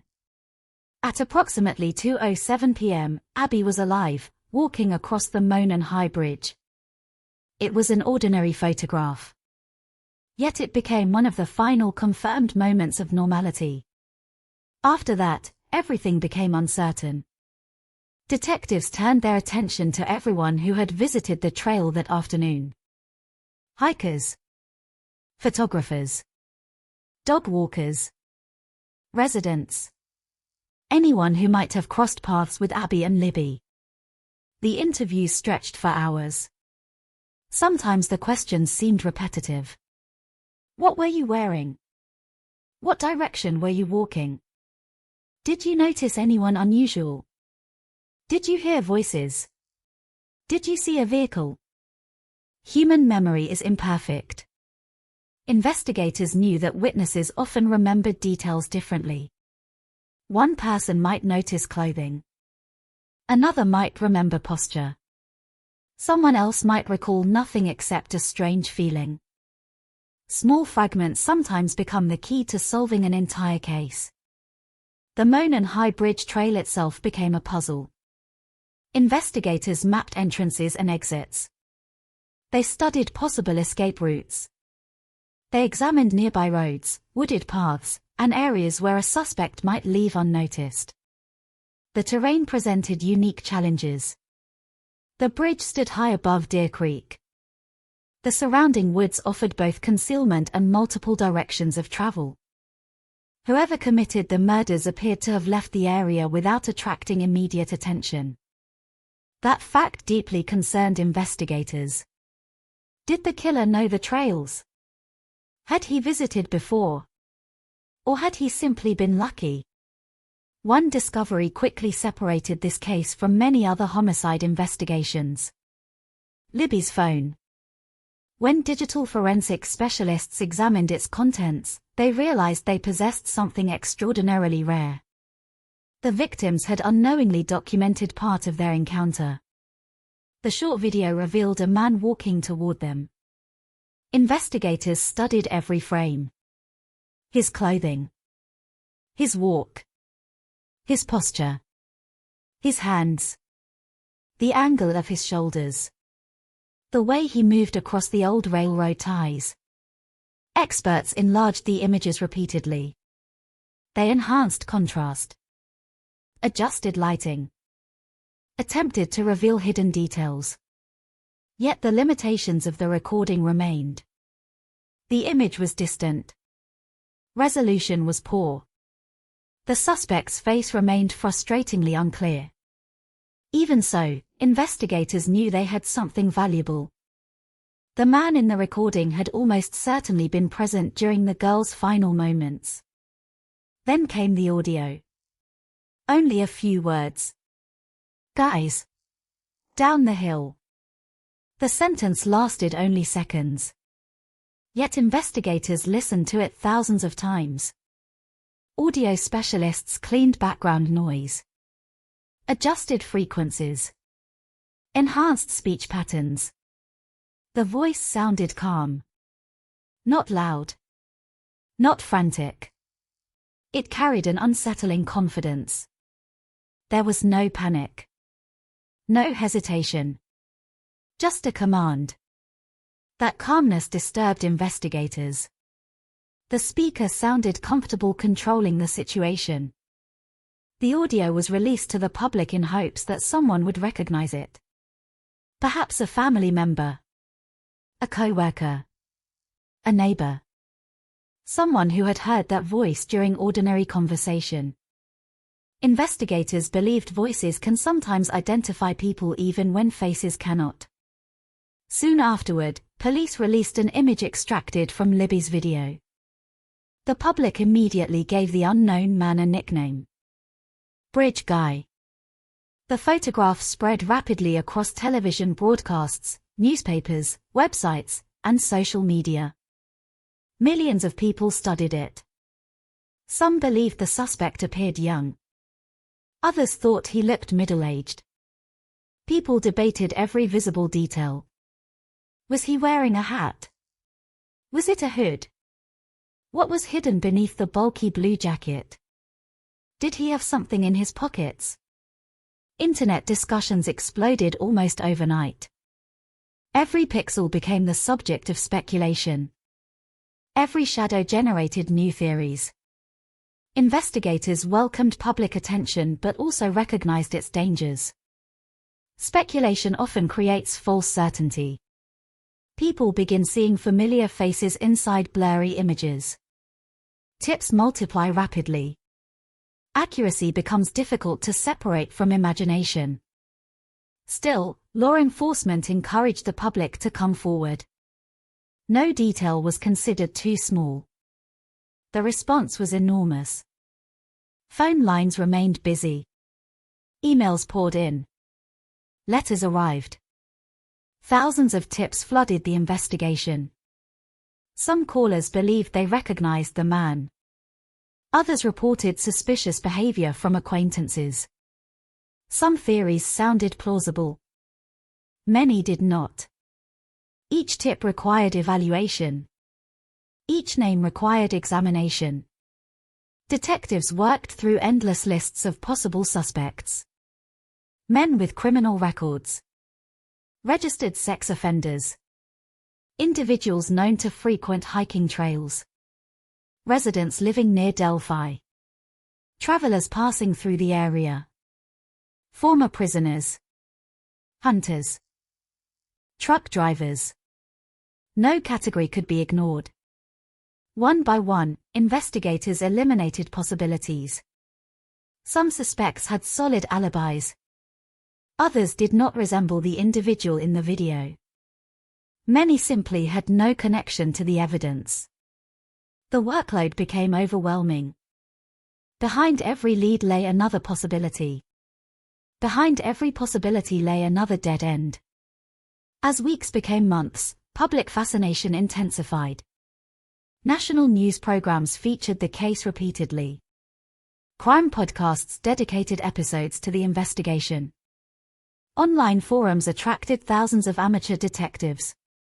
People analyzed maps, compared photographs, examined weather reports, measured walking distances. Some attempted to reconstruct every second of the timeline. Others developed increasingly elaborate theories involving multiple suspects or organized conspiracies. Law enforcement repeatedly urged caution.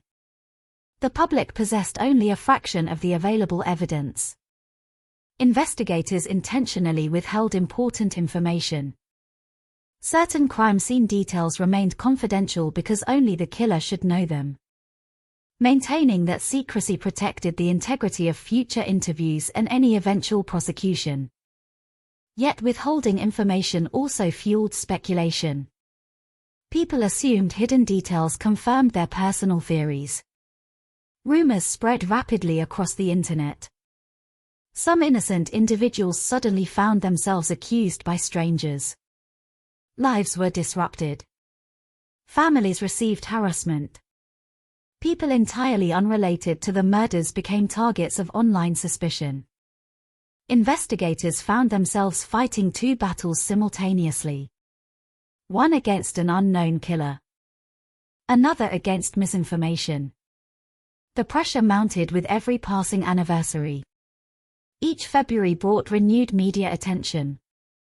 Families stood before cameras asking for answers. Investigators repeated their promise that the case remained active.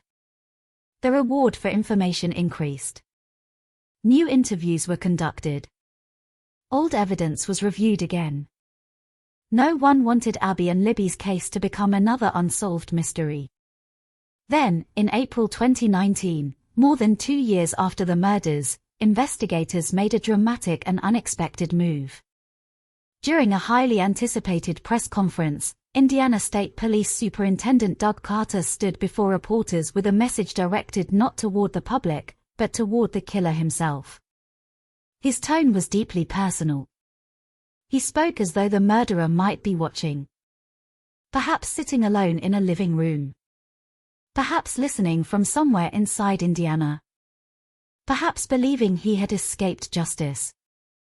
Investigators released additional video footage. They released a slightly longer version of the audio.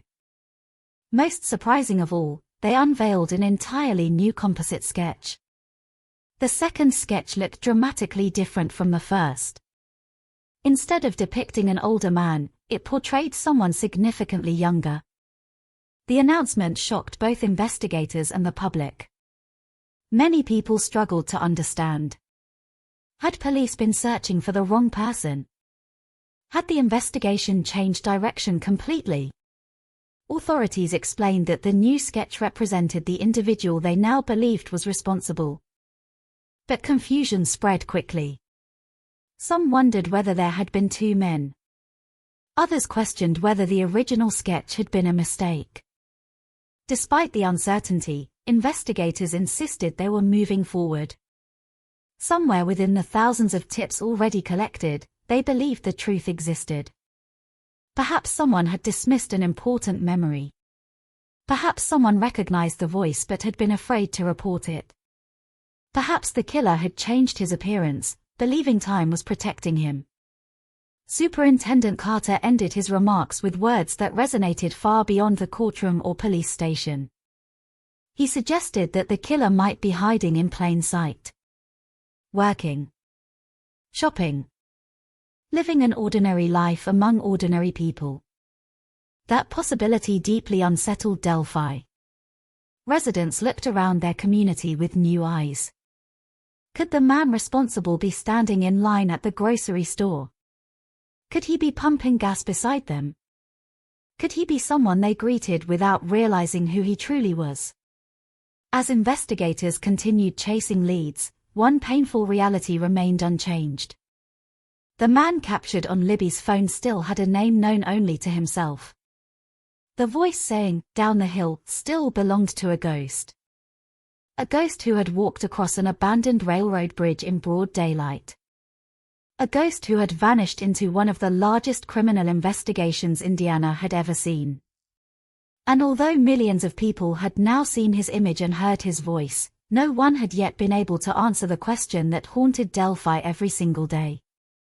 Who was Bridge Guy? For the families of Abigail Williams and Liberty German, time began to move in a strange and painful way. The first few weeks after the murders felt impossibly long, filled with interviews, funeral services, detectives, reporters, and endless questions that no one could answer. Every day brought another phone call. Another television crew. Another promise from investigators that they were working around the clock. Then the weeks became months. The months became years. And still, no arrest came. Each passing anniversary reopened the wound. Flowers appeared near the Monon High Bridge. Candles flickered in the February cold. Residents gathered to remember two girls whose laughter had once echoed through the halls of Delphi Middle School.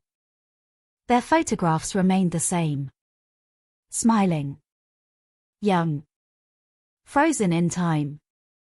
Meanwhile, somewhere beyond the memorials and newspaper headlines, the person responsible continued living a life that, from the outside, may have appeared completely ordinary. That possibility haunted investigators more than almost anything else. Experienced detectives often speak about offenders who successfully disappear after violent crimes. Contrary to popular imagination, many do not flee across the country. Many do not dramatically change their identities. Instead, they return to normal routines. They go to work. They mow their lawns. They eat dinner with their families. They smile at neighbors. The greatest disguise is often ordinary life itself. As the Delphi investigation continued, law enforcement refused to let the case grow cold. The public sometimes described it as a cold case simply because no arrest had been made. Investigators disagreed. From their perspective, the investigation never stopped. Detectives continued reviewing evidence. New interviews were conducted. Old witness statements were revisited. Advances in forensic technology were constantly evaluated. Every few months, another possibility emerged. Another suspect. Another theory. Another reason to hope. Only to end in disappointment. Thousands upon thousands of tips flowed into the investigation. Some came from Indiana. Others arrived from nearly every state in America. People believed they recognized the voice. Someone thought the man looked like an old co-worker. Another caller believed the suspect resembled a distant relative. A woman insisted she had seen someone behaving strangely at a gas station hours after the murders. A truck driver reported an unusual hitchhiker. A hunter claimed he had noticed suspicious footprints. Each tip entered the system. Each required attention. Each demanded investigators' time. The sheer volume became staggering. Some detectives spent entire days reviewing information that ultimately led nowhere. Yet they had no choice. Ignoring even a single lead could mean overlooking the killer. As public interest continued growing, the internet developed a life of its own. Online discussion forums became crowded with amateur investigators. People examined satellite imagery, measured walking distances using digital maps, compared weather records, studied photographs of the bridge from different angles.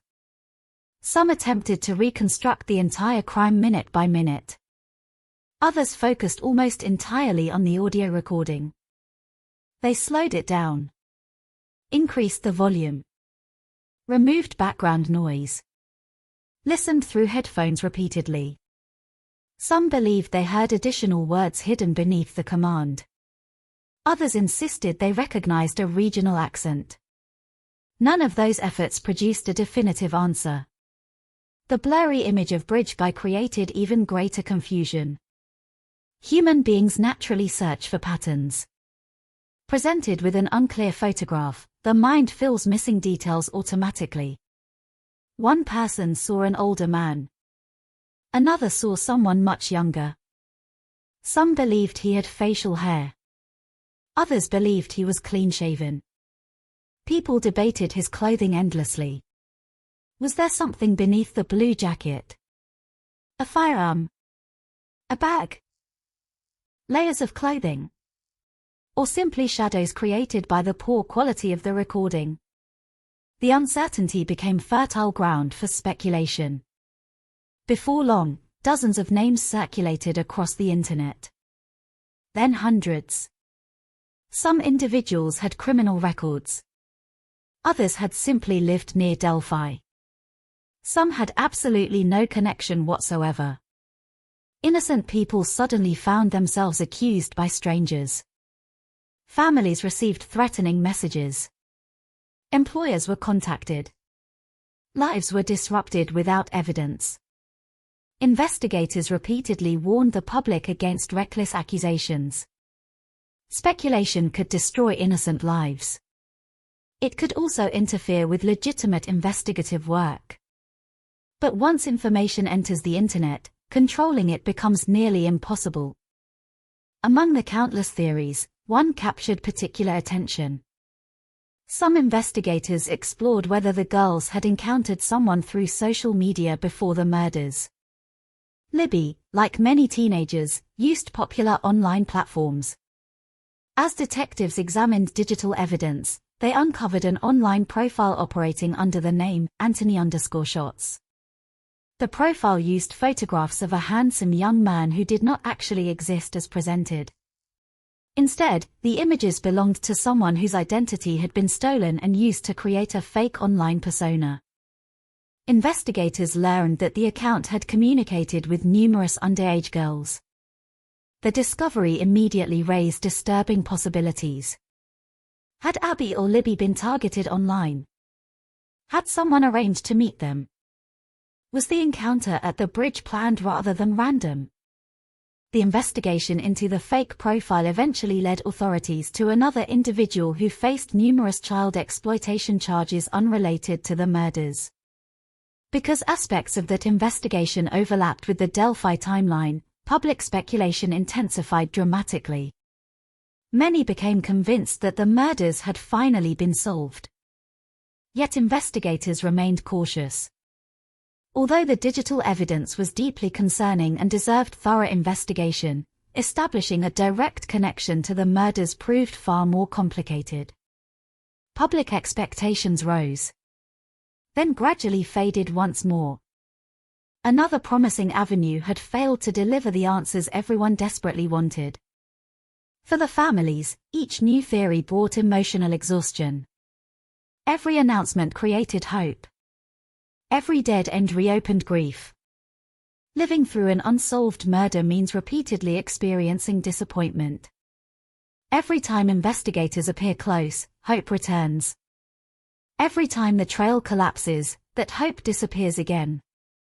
It is a cycle that few people truly understand unless they have lived through it themselves. Meanwhile, detectives continued examining the evidence collected at the crime scene. Advances in forensic science offered new opportunities. Laboratories reanalyzed physical evidence using improved technology.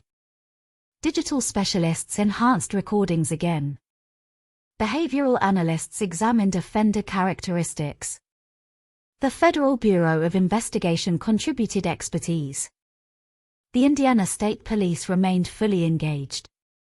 The Carroll County Sheriff's Office continued coordinating local efforts.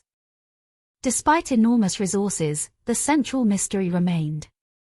Bridge Guy still had no name. One aspect of the investigation increasingly fascinated experienced detectives. The killer had committed an extraordinarily risky crime. The murders occurred during daylight hours. The trail was not completely isolated. Other visitors had been present nearby. Yet somehow the offender escaped without immediate detection. That suggested confidence. Perhaps familiarity with the area. Perhaps careful planning. Or perhaps something even more unsettling. Perhaps incredible luck. Behavioral analysts considered multiple possibilities. Was the offender an experienced predator? Was this his first murder? Had he fantasized about violence long before acting? Would he offend again? Or had this crime remained unique? Without identifying the suspect, definitive answers remained impossible. Still, certain observations emerged. The command heard on Libby's recording sounded controlled. There was no shouting. No panic. The offender appeared capable of quickly taking control of a dangerous situation involving two victims. That suggested preparation, confidence, or both. Investigators also wondered whether the murders had fundamentally changed the killer's behavior afterward. Did he closely follow media coverage? Did he secretly enjoy watching millions of people search for him? Did he revisit the bridge? Attend memorial events? Insert himself into conversations about the case? History had shown that some offenders could not resist remaining psychologically connected to their crimes. Superintendent Doug Carter occasionally hinted at these possibilities during public statements. His remarks often sounded directed toward one listener in particular. The killer. You want to know what we know, he once suggested in essence. And someday, you will. Those messages reflected more than investigative strategy. They represented psychological pressure. Investigators hoped uncertainty might eventually force the offender into making a mistake. Perhaps he would confide in someone. Perhaps guilt would overcome him. Perhaps arrogance would. Years passed. Children who had once attended school with Abby and Libby graduated. New students entered classrooms knowing the murders only through conversations and memorials. The bridge itself transformed from a hiking destination into a place associated with loss. Visitors arrived not simply to admire the view but to understand where history had changed. For Delphi residents, however, the tragedy never truly became history. It remained part of everyday life. Parents became more cautious. Children received different safety lessons.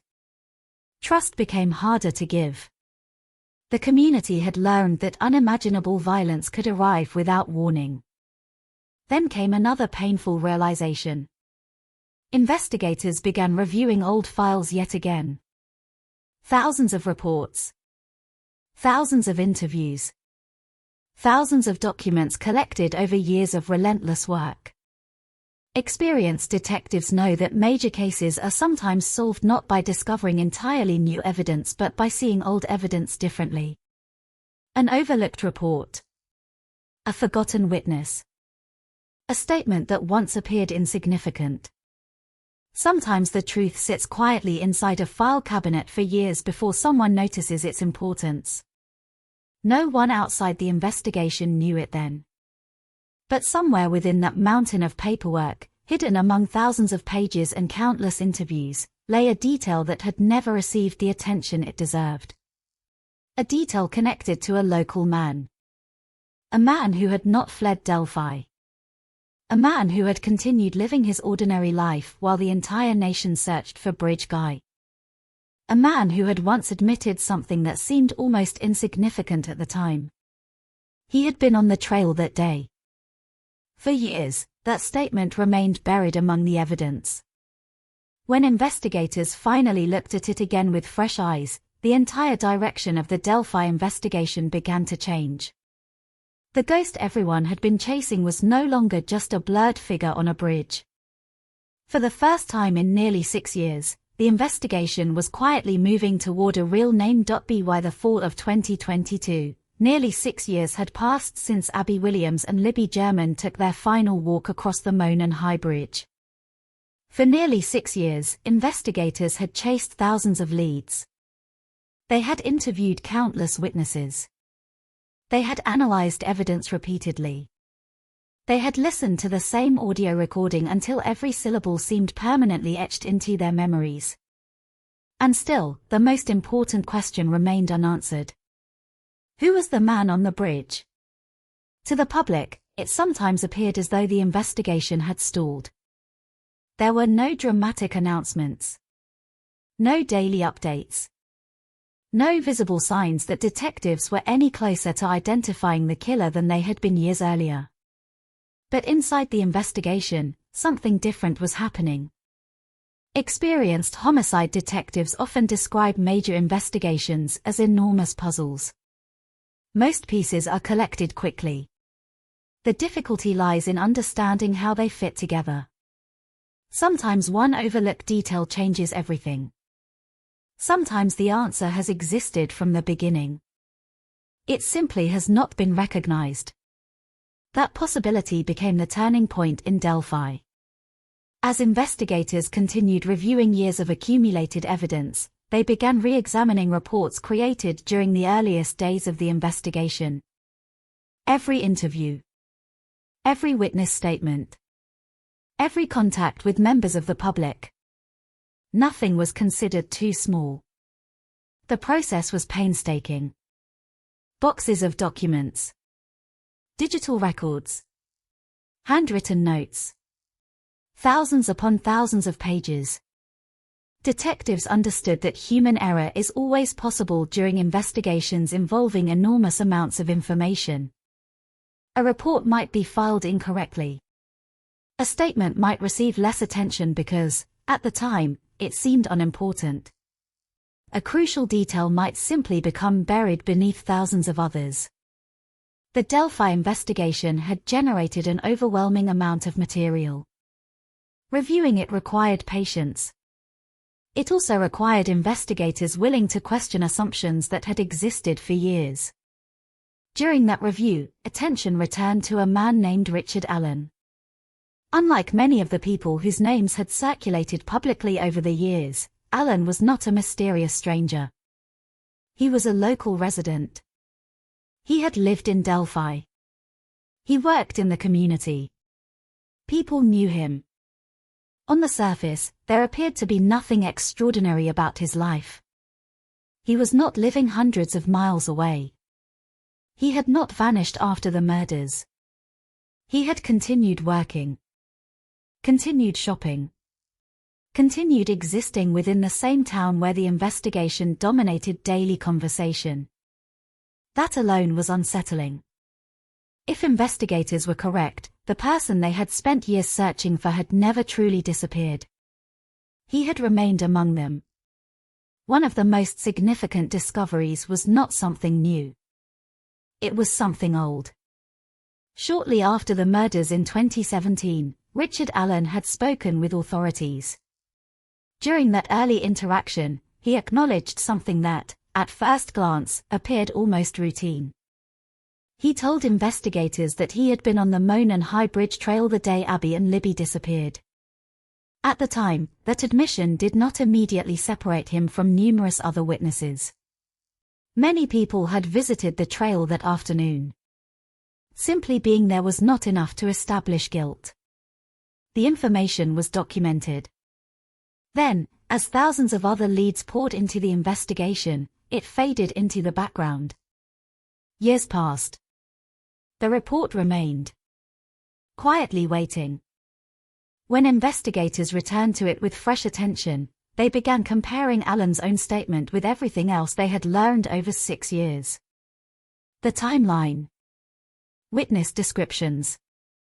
The video. The movements recorded that afternoon.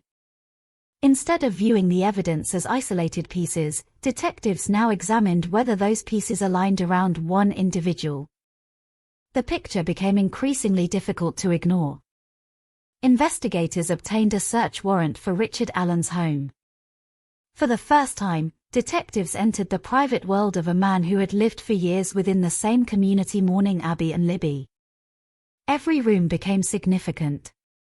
Every object mattered. Investigators searched carefully. Firearms, clothing, electronics, personal records. Nothing was overlooked. Among the items examined was a handgun owned by Allen. At first glance, possessing a firearm was not unusual. Many Indiana residents legally own guns. Ownership itself proved nothing. What mattered was whether that particular weapon could somehow be connected to evidence recovered near the crime scene. Years earlier, investigators had recovered an unspent .40 caliber cartridge from the area where Abby and Libby were found. The cartridge had never been fired. It contained no visible fingerprints identifying a suspect. For years, it remained another unanswered question. Now forensic firearms examiners compared the cartridge with Allen's pistol. Their analysis focused not on a fired bullet but on microscopic marks created when a cartridge is cycled through a firearm. According to investigators, the comparison suggested that the cartridge had been cycled through Allen's SIG-Sauer pistol. That conclusion became one of the most significant pieces of physical evidence in the case. Although the defense would later challenge the reliability and interpretation of this forensic analysis, investigators believed they had finally established a direct connection between Allen and the crime scene. The investigation accelerated rapidly. Detectives re-examined witness statements describing the man seen on the trails. Several witnesses had reported encountering an individual whose appearance generally matched the person captured in Libby's video. Clothing. Location. Approximate timing. Individually, each observation had limitations. Together, investigators believed they formed a coherent narrative.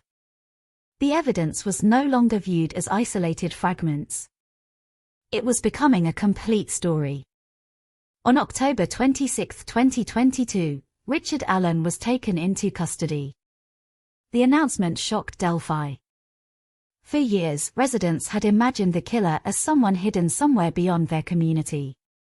Perhaps a drifter. Perhaps someone who had disappeared long ago. Instead, the arrest involved a local man who had remained part of everyday life. The realization unsettled the town. People began asking themselves difficult questions. Had they stood beside him in stores? Had they greeted him? Had they unknowingly spoken to the man investigators now accused of murdering Abby and Libby? The idea that someone could hide in plain sight for nearly 6 years felt almost impossible to comprehend. News spread across the United States within hours. After years of uncertainty, headlines finally carried a name instead of a nickname. Bridge Guy was no longer simply an image walking across an abandoned railroad bridge. Investigators now believed Bridge Guy was Richard Allen. Yet the arrest did not immediately answer every question. many mysteries remained. Authorities continued withholding important details. Court documents remained partially sealed. Public curiosity intensified. People wanted to know precisely what investigators had discovered. Why had it taken nearly 6 years? Could Alan have been arrested earlier? Had opportunities been missed? Investigators acknowledged that the case involved an enormous volume of evidence accumulated over years. Reviewing that evidence thoroughly had eventually revealed connections that earlier investigators had not fully recognized. The admission prompted uncomfortable discussions about investigative process. Some wondered whether the original interview with Alan should have received greater attention. Others emphasized the reality of major investigations involving tens of thousands of leads. Hindsight often makes missed opportunities appear obvious. At the time, they rarely are. The families of Abby and Libby reacted with cautious emotion. For years they had lived with uncertainty. Now, finally, someone stood accused. But an arrest alone was not justice. A courtroom still awaited. Evidence would need to withstand legal scrutiny. A jury would ultimately decide guilt. The burden remained on prosecutors to prove beyond a reasonable doubt that Richard Allen was responsible for the murders. As Allen entered the criminal justice system, another unexpected development emerged. While being held in custody, investigators documented statements they believed amounted to repeated admissions of guilt. According to prosecutors, Allen made numerous incriminating remarks while incarcerated, including statements heard by correctional officers, mental health professionals, and others. The defense would later argue that these statements occurred while Allen was experiencing severe psychological deterioration under restrictive jail conditions and should not be viewed as reliable confessions. The issue quickly became one of the central battlegrounds of the future trial. Were the statements genuine acknowledgments of guilt? Or were they the product of mental collapse after months of isolation and intense public pressure? The courtroom would eventually have to confront that question. Outside the legal proceedings, Delphi struggled to process what had happened. The case that had united the community in grief was entering an entirely new phase. For nearly 6 years, residents had searched for an unknown face. Now they were confronted with the possibility that the face had always been familiar. The image of Bridge Guy no longer represented a faceless predator hiding somewhere in America. It represented a man investigators claimed had quietly blended into everyday life while the entire nation searched for him. For Abby and Libby's families, the arrest brought relief, but not peace. Nothing could return the daughters, granddaughters, and friends they had lost. Nothing could erase the empty chairs at family gatherings or the birthdays that would never be celebrated. Justice, if it came, would not undo the tragedy. It would simply answer one question that had haunted Delphi since February 2017. Who was responsible? The answer now rested not with investigators, but with the courtroom. And the trial that followed would become one of the most closely watched criminal proceedings in Indiana's modern history, as prosecutors and defense attorneys prepared to battle over every piece of evidence, every forensic conclusion, and every word spoken during the long road from the bridge to the courtroom. For nearly 6 years, the story of Delphi had been told through search warrants, press conferences, blurry photographs, and unanswered questions. Now, it would be told inside a courtroom. The place where speculation would have to give way to evidence. Where rumors would carry no weight. Where every statement, every photograph, every forensic examination, and every witness would be tested under the rules of law. For the families of Abby Williams and Liberty German, this moment had seemed impossibly distant during those long years of uncertainty. There had been birthdays without Abby. Christmases without Libby.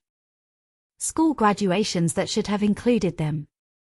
Family photographs that forever contained empty spaces. Nothing about the trial could restore those lost years. But it could offer something the families had been waiting for since February 2017. An answer. Richard Allen entered the courtroom no longer as an unknown figure hidden inside a grainy video. He entered as the defendant accused of murdering 2 young girls. Despite the enormous public attention surrounding the case, the legal process followed a familiar principle. The burden belonged entirely to the prosecution. It was not Allen's responsibility to prove his innocence. It was the state's responsibility to prove his guilt beyond a reasonable doubt. That standard exists because criminal convictions carry extraordinary consequences. In this case, the consequences involve the rest of a man's life. Prosecutors therefore needed more than suspicion. They needed evidence capable of persuading 12 jurors unanimously. From the very beginning, both sides understood that the trial would focus less on dramatic revelations than on how existing evidence should be interpreted. There was no complete video showing the murders. No eyewitness who had watched the crime occur. No public confession recorded immediately after the killings. Instead, the prosecution built its case by assembling numerous pieces of evidence that, when viewed together, they argued pointed toward one conclusion. Richard Allen was Bridge Guy. And Bridge Guy was the killer.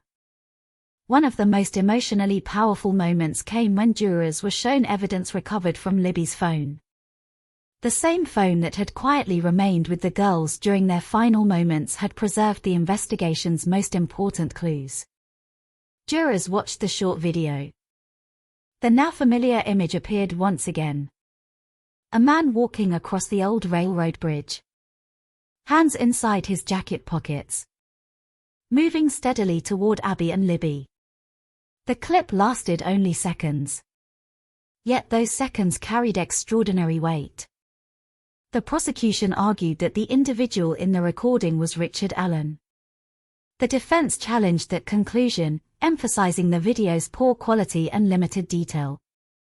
They argued that the image alone could not conclusively identify any individual. Jurors were reminded of something investigators had struggled with for years. The recording was compelling. It was also imperfect. Then came the audio. The courtroom became silent. "Guys. Down the hill." Those words had echoed across television broadcasts for years. Now they echoed inside the courtroom where the man accused of speaking them sat only a short distance away. The prosecution argued that the calm authority heard in the recording reflected someone taking immediate control of the victims. The defense reminded jurors that the recording was extremely brief and that identifying a voice from only a few words required caution. Every piece of evidence became a matter of interpretation. Perhaps the most technically complex testimony involved firearms identification. Forensic experts explained the discovery of the unspent .40 caliber cartridge found near the crime scene. Using comparison microscopy, examiners testified that markings on the cartridge were consistent with having been cycled through Richard Allen's SIG Sauer pistol. The prosecution presented this evidence as a crucial physical link connecting Allen directly to the location where Abby and Libby were murdered. Defense attorneys responded aggressively. They questioned the scientific reliability of such comparisons. They challenged the certainty of the conclusions. They argued that microscopic toolmark analysis remains a subject of debate within forensic science and should not be treated as infallible. Jurors listened carefully as experts from both perspectives explained complicated technical concepts. The cartridge became more than a single piece of brass. It became one of the central battles of the trial. Witness testimony also played an important role. Individuals who had been near the Monon High Bridge Trail on February 13, 2017, described what they remembered seeing years earlier. Some recalled a man whose clothing generally resembled the figure captured in Libby's video.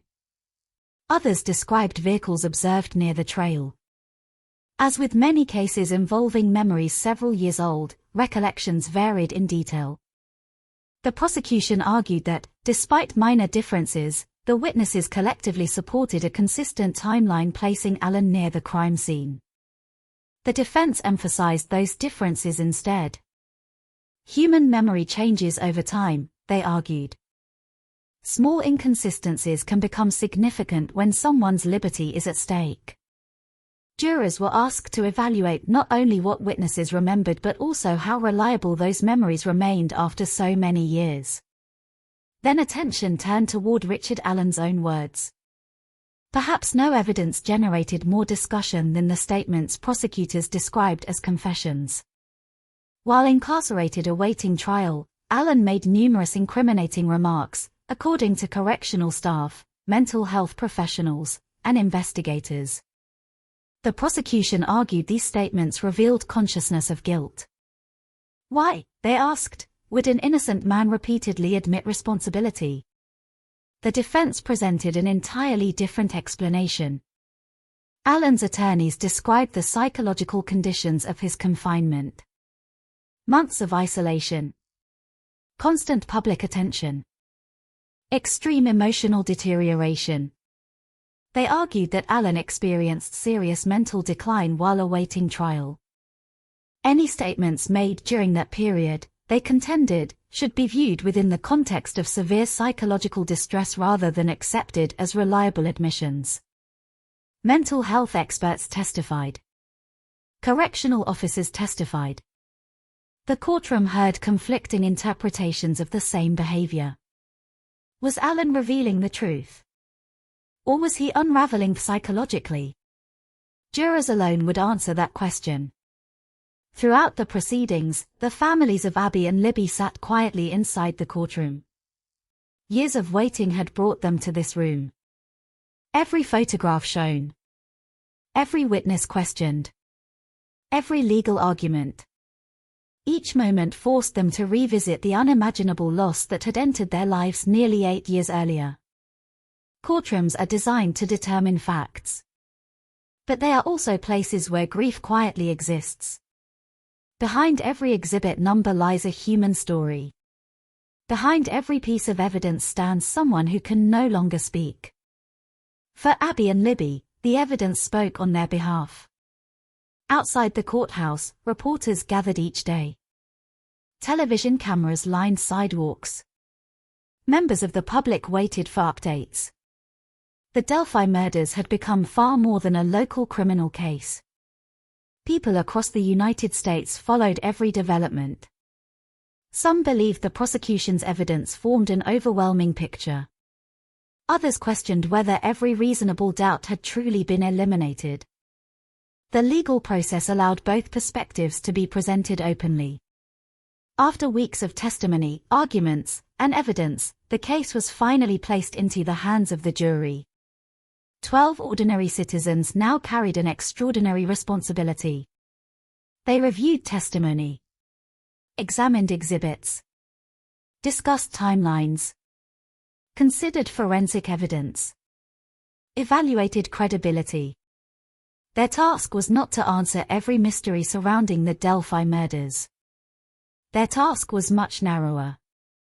Had the prosecution proven beyond a reasonable doubt that Richard Allen murdered Abby Williams and Liberty German? Hours passed. Then more hours. For the families waiting outside, time seemed almost motionless. Years of uncertainty had led to these final moments. Eventually, the jury returned. The courtroom filled with silence. Every person present understood that history was about to be written. The verdict was read. Guilty. Richard Allen was found guilty of the murders of Abigail Williams and Liberty German. The words ended one chapter of the Delphi investigation. For the families, emotions were complex. There was relief. There was sorrow. There was gratitude toward the investigators who had refused to abandon the case. Yet there was also the undeniable reality that no verdict could truly be described as a victory. Justice is not the same as restoration. No sentence can return two young girls whose futures were stolen. During sentencing, the court imposed an effective sentence totaling 130 years in prison. It ensured that Allen would spend the remainder of his life behind bars. The punishment reflected both the severity of the crimes and the immeasurable loss suffered by two families and an entire community. As the courtroom slowly emptied, many people reflected on the remarkable path that had brought the case to its conclusion. A teenage girl's instinct to record a stranger. A few seconds of blurry video. 3 unforgettable words. Years of relentless investigation. Thousands of tips. Countless dead ends. And finally, a name. For Delphi, the trial answered the question that had haunted the town for nearly 6 years. But even after the verdict, another question lingered quietly in the minds of many who had followed the case from the beginning. How had a man who appeared so ordinary managed to hide in plain sight for so long? Understanding that question would require looking beyond the courtroom.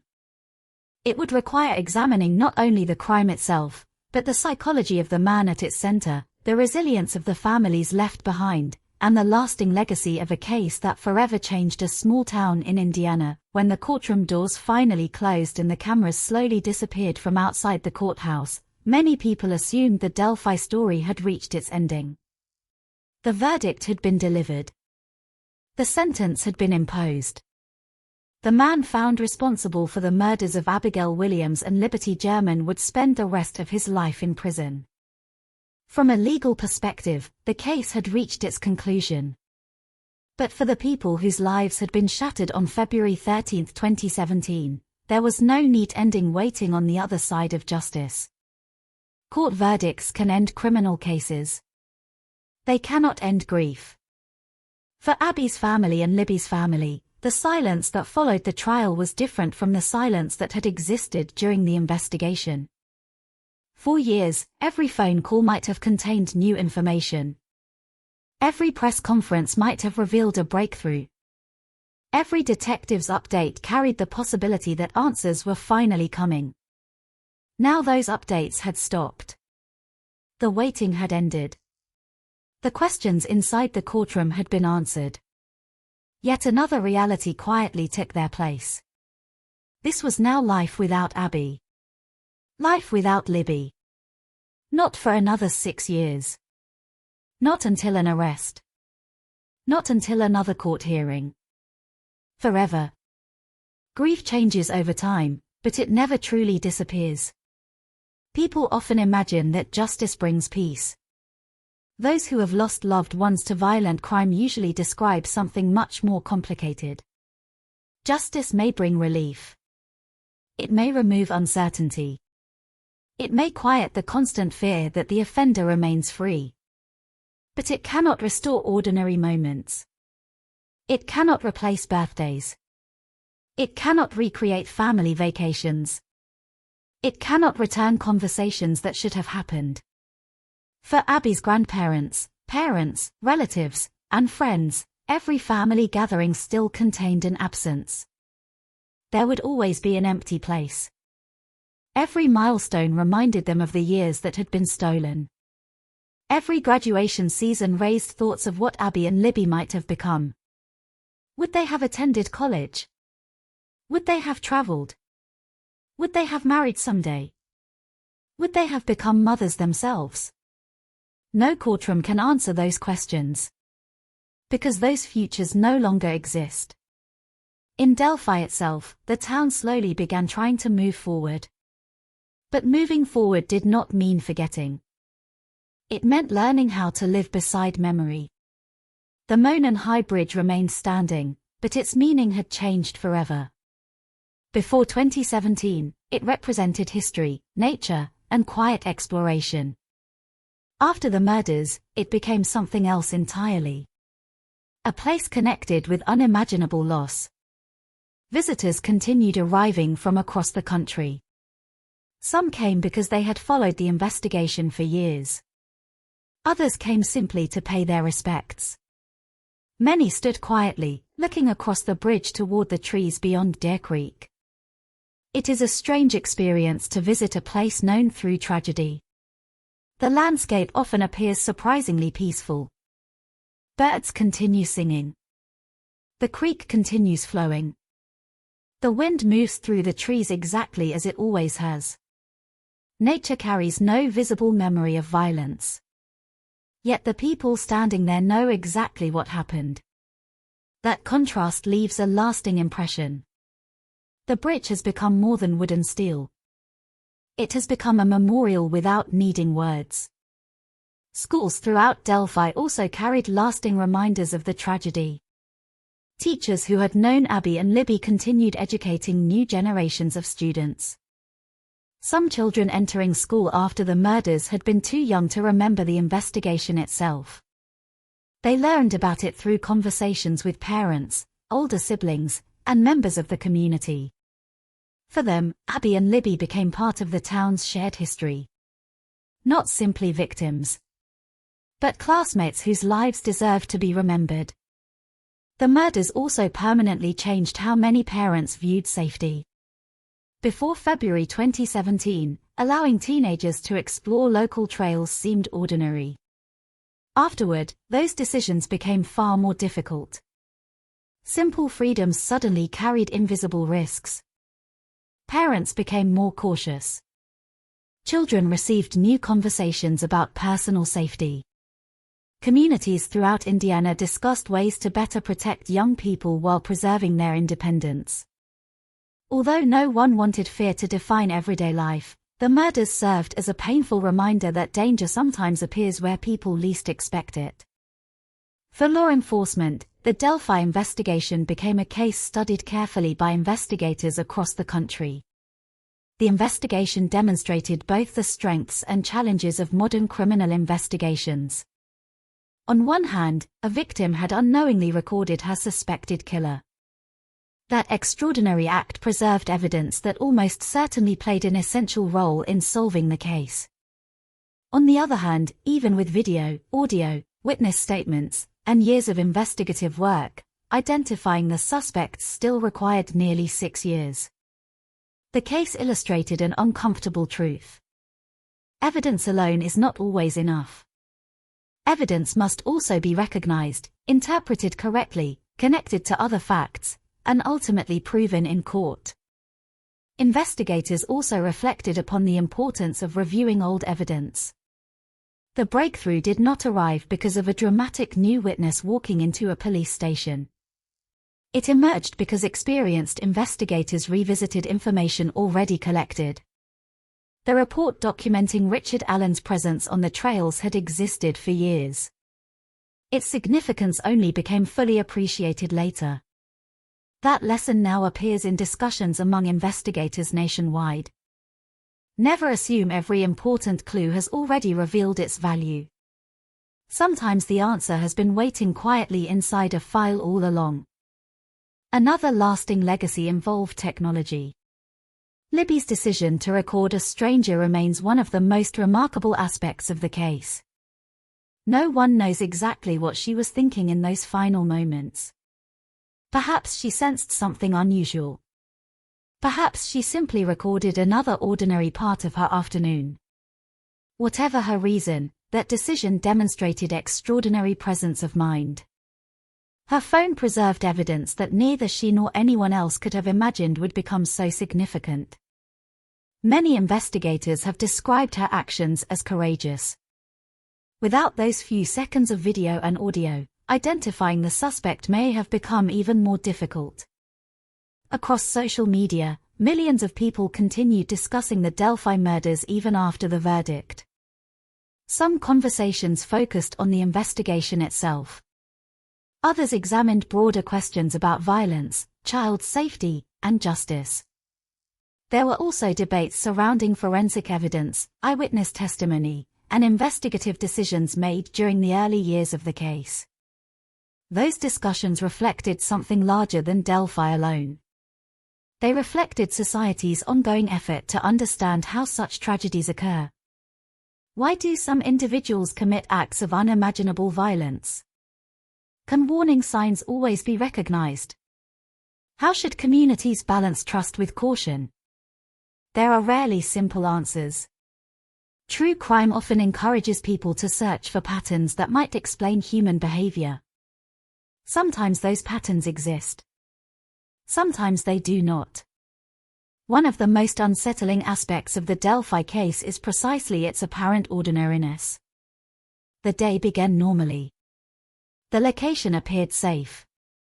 The victims behaved exactly as countless teenagers would have behaved. Nothing extraordinary seemed to happen until it was too late. That reality is difficult to accept because people naturally want tragedies to make sense.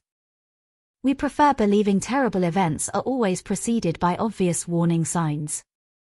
Delphi reminds us that life is often more unpredictable than we wish. For investigators who worked the case, the conclusion also carried emotional significance. Many had devoted years of their professional lives to finding Abby and Libby's killer. Some had attended every anniversary.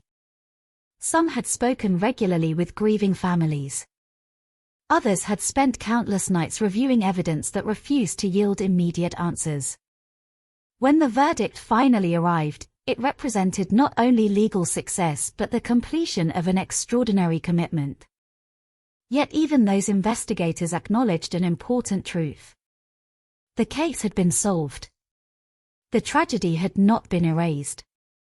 As years continue to pass, new visitors will cross the Monon High Bridge. Some will know the history. Others may not. The wooden boards will continue weathering beneath changing seasons. Spring will bring green leaves. Summer will fill the surrounding forest with birdsong. Autumn will paint the hillsides in gold and red. Winter will once again cover the landscape with silence. Nature will continue its endless cycle. But for those who remember February 13, 2017, the bridge will always hold another story. A story about two friends who set out to enjoy an afternoon together. A story about unimaginable loss. A story about extraordinary courage preserved inside a mobile phone. And above all, a story reminding us that behind every famous criminal investigation are human lives that deserve to be remembered for far more than the violence that ended them. Because before they became names recognized across the world, Abby Williams and Libby German were simply two girls who loved their families, trusted their hometown, and believed they were spending an ordinary day with a friend. That is how they should always be remembered.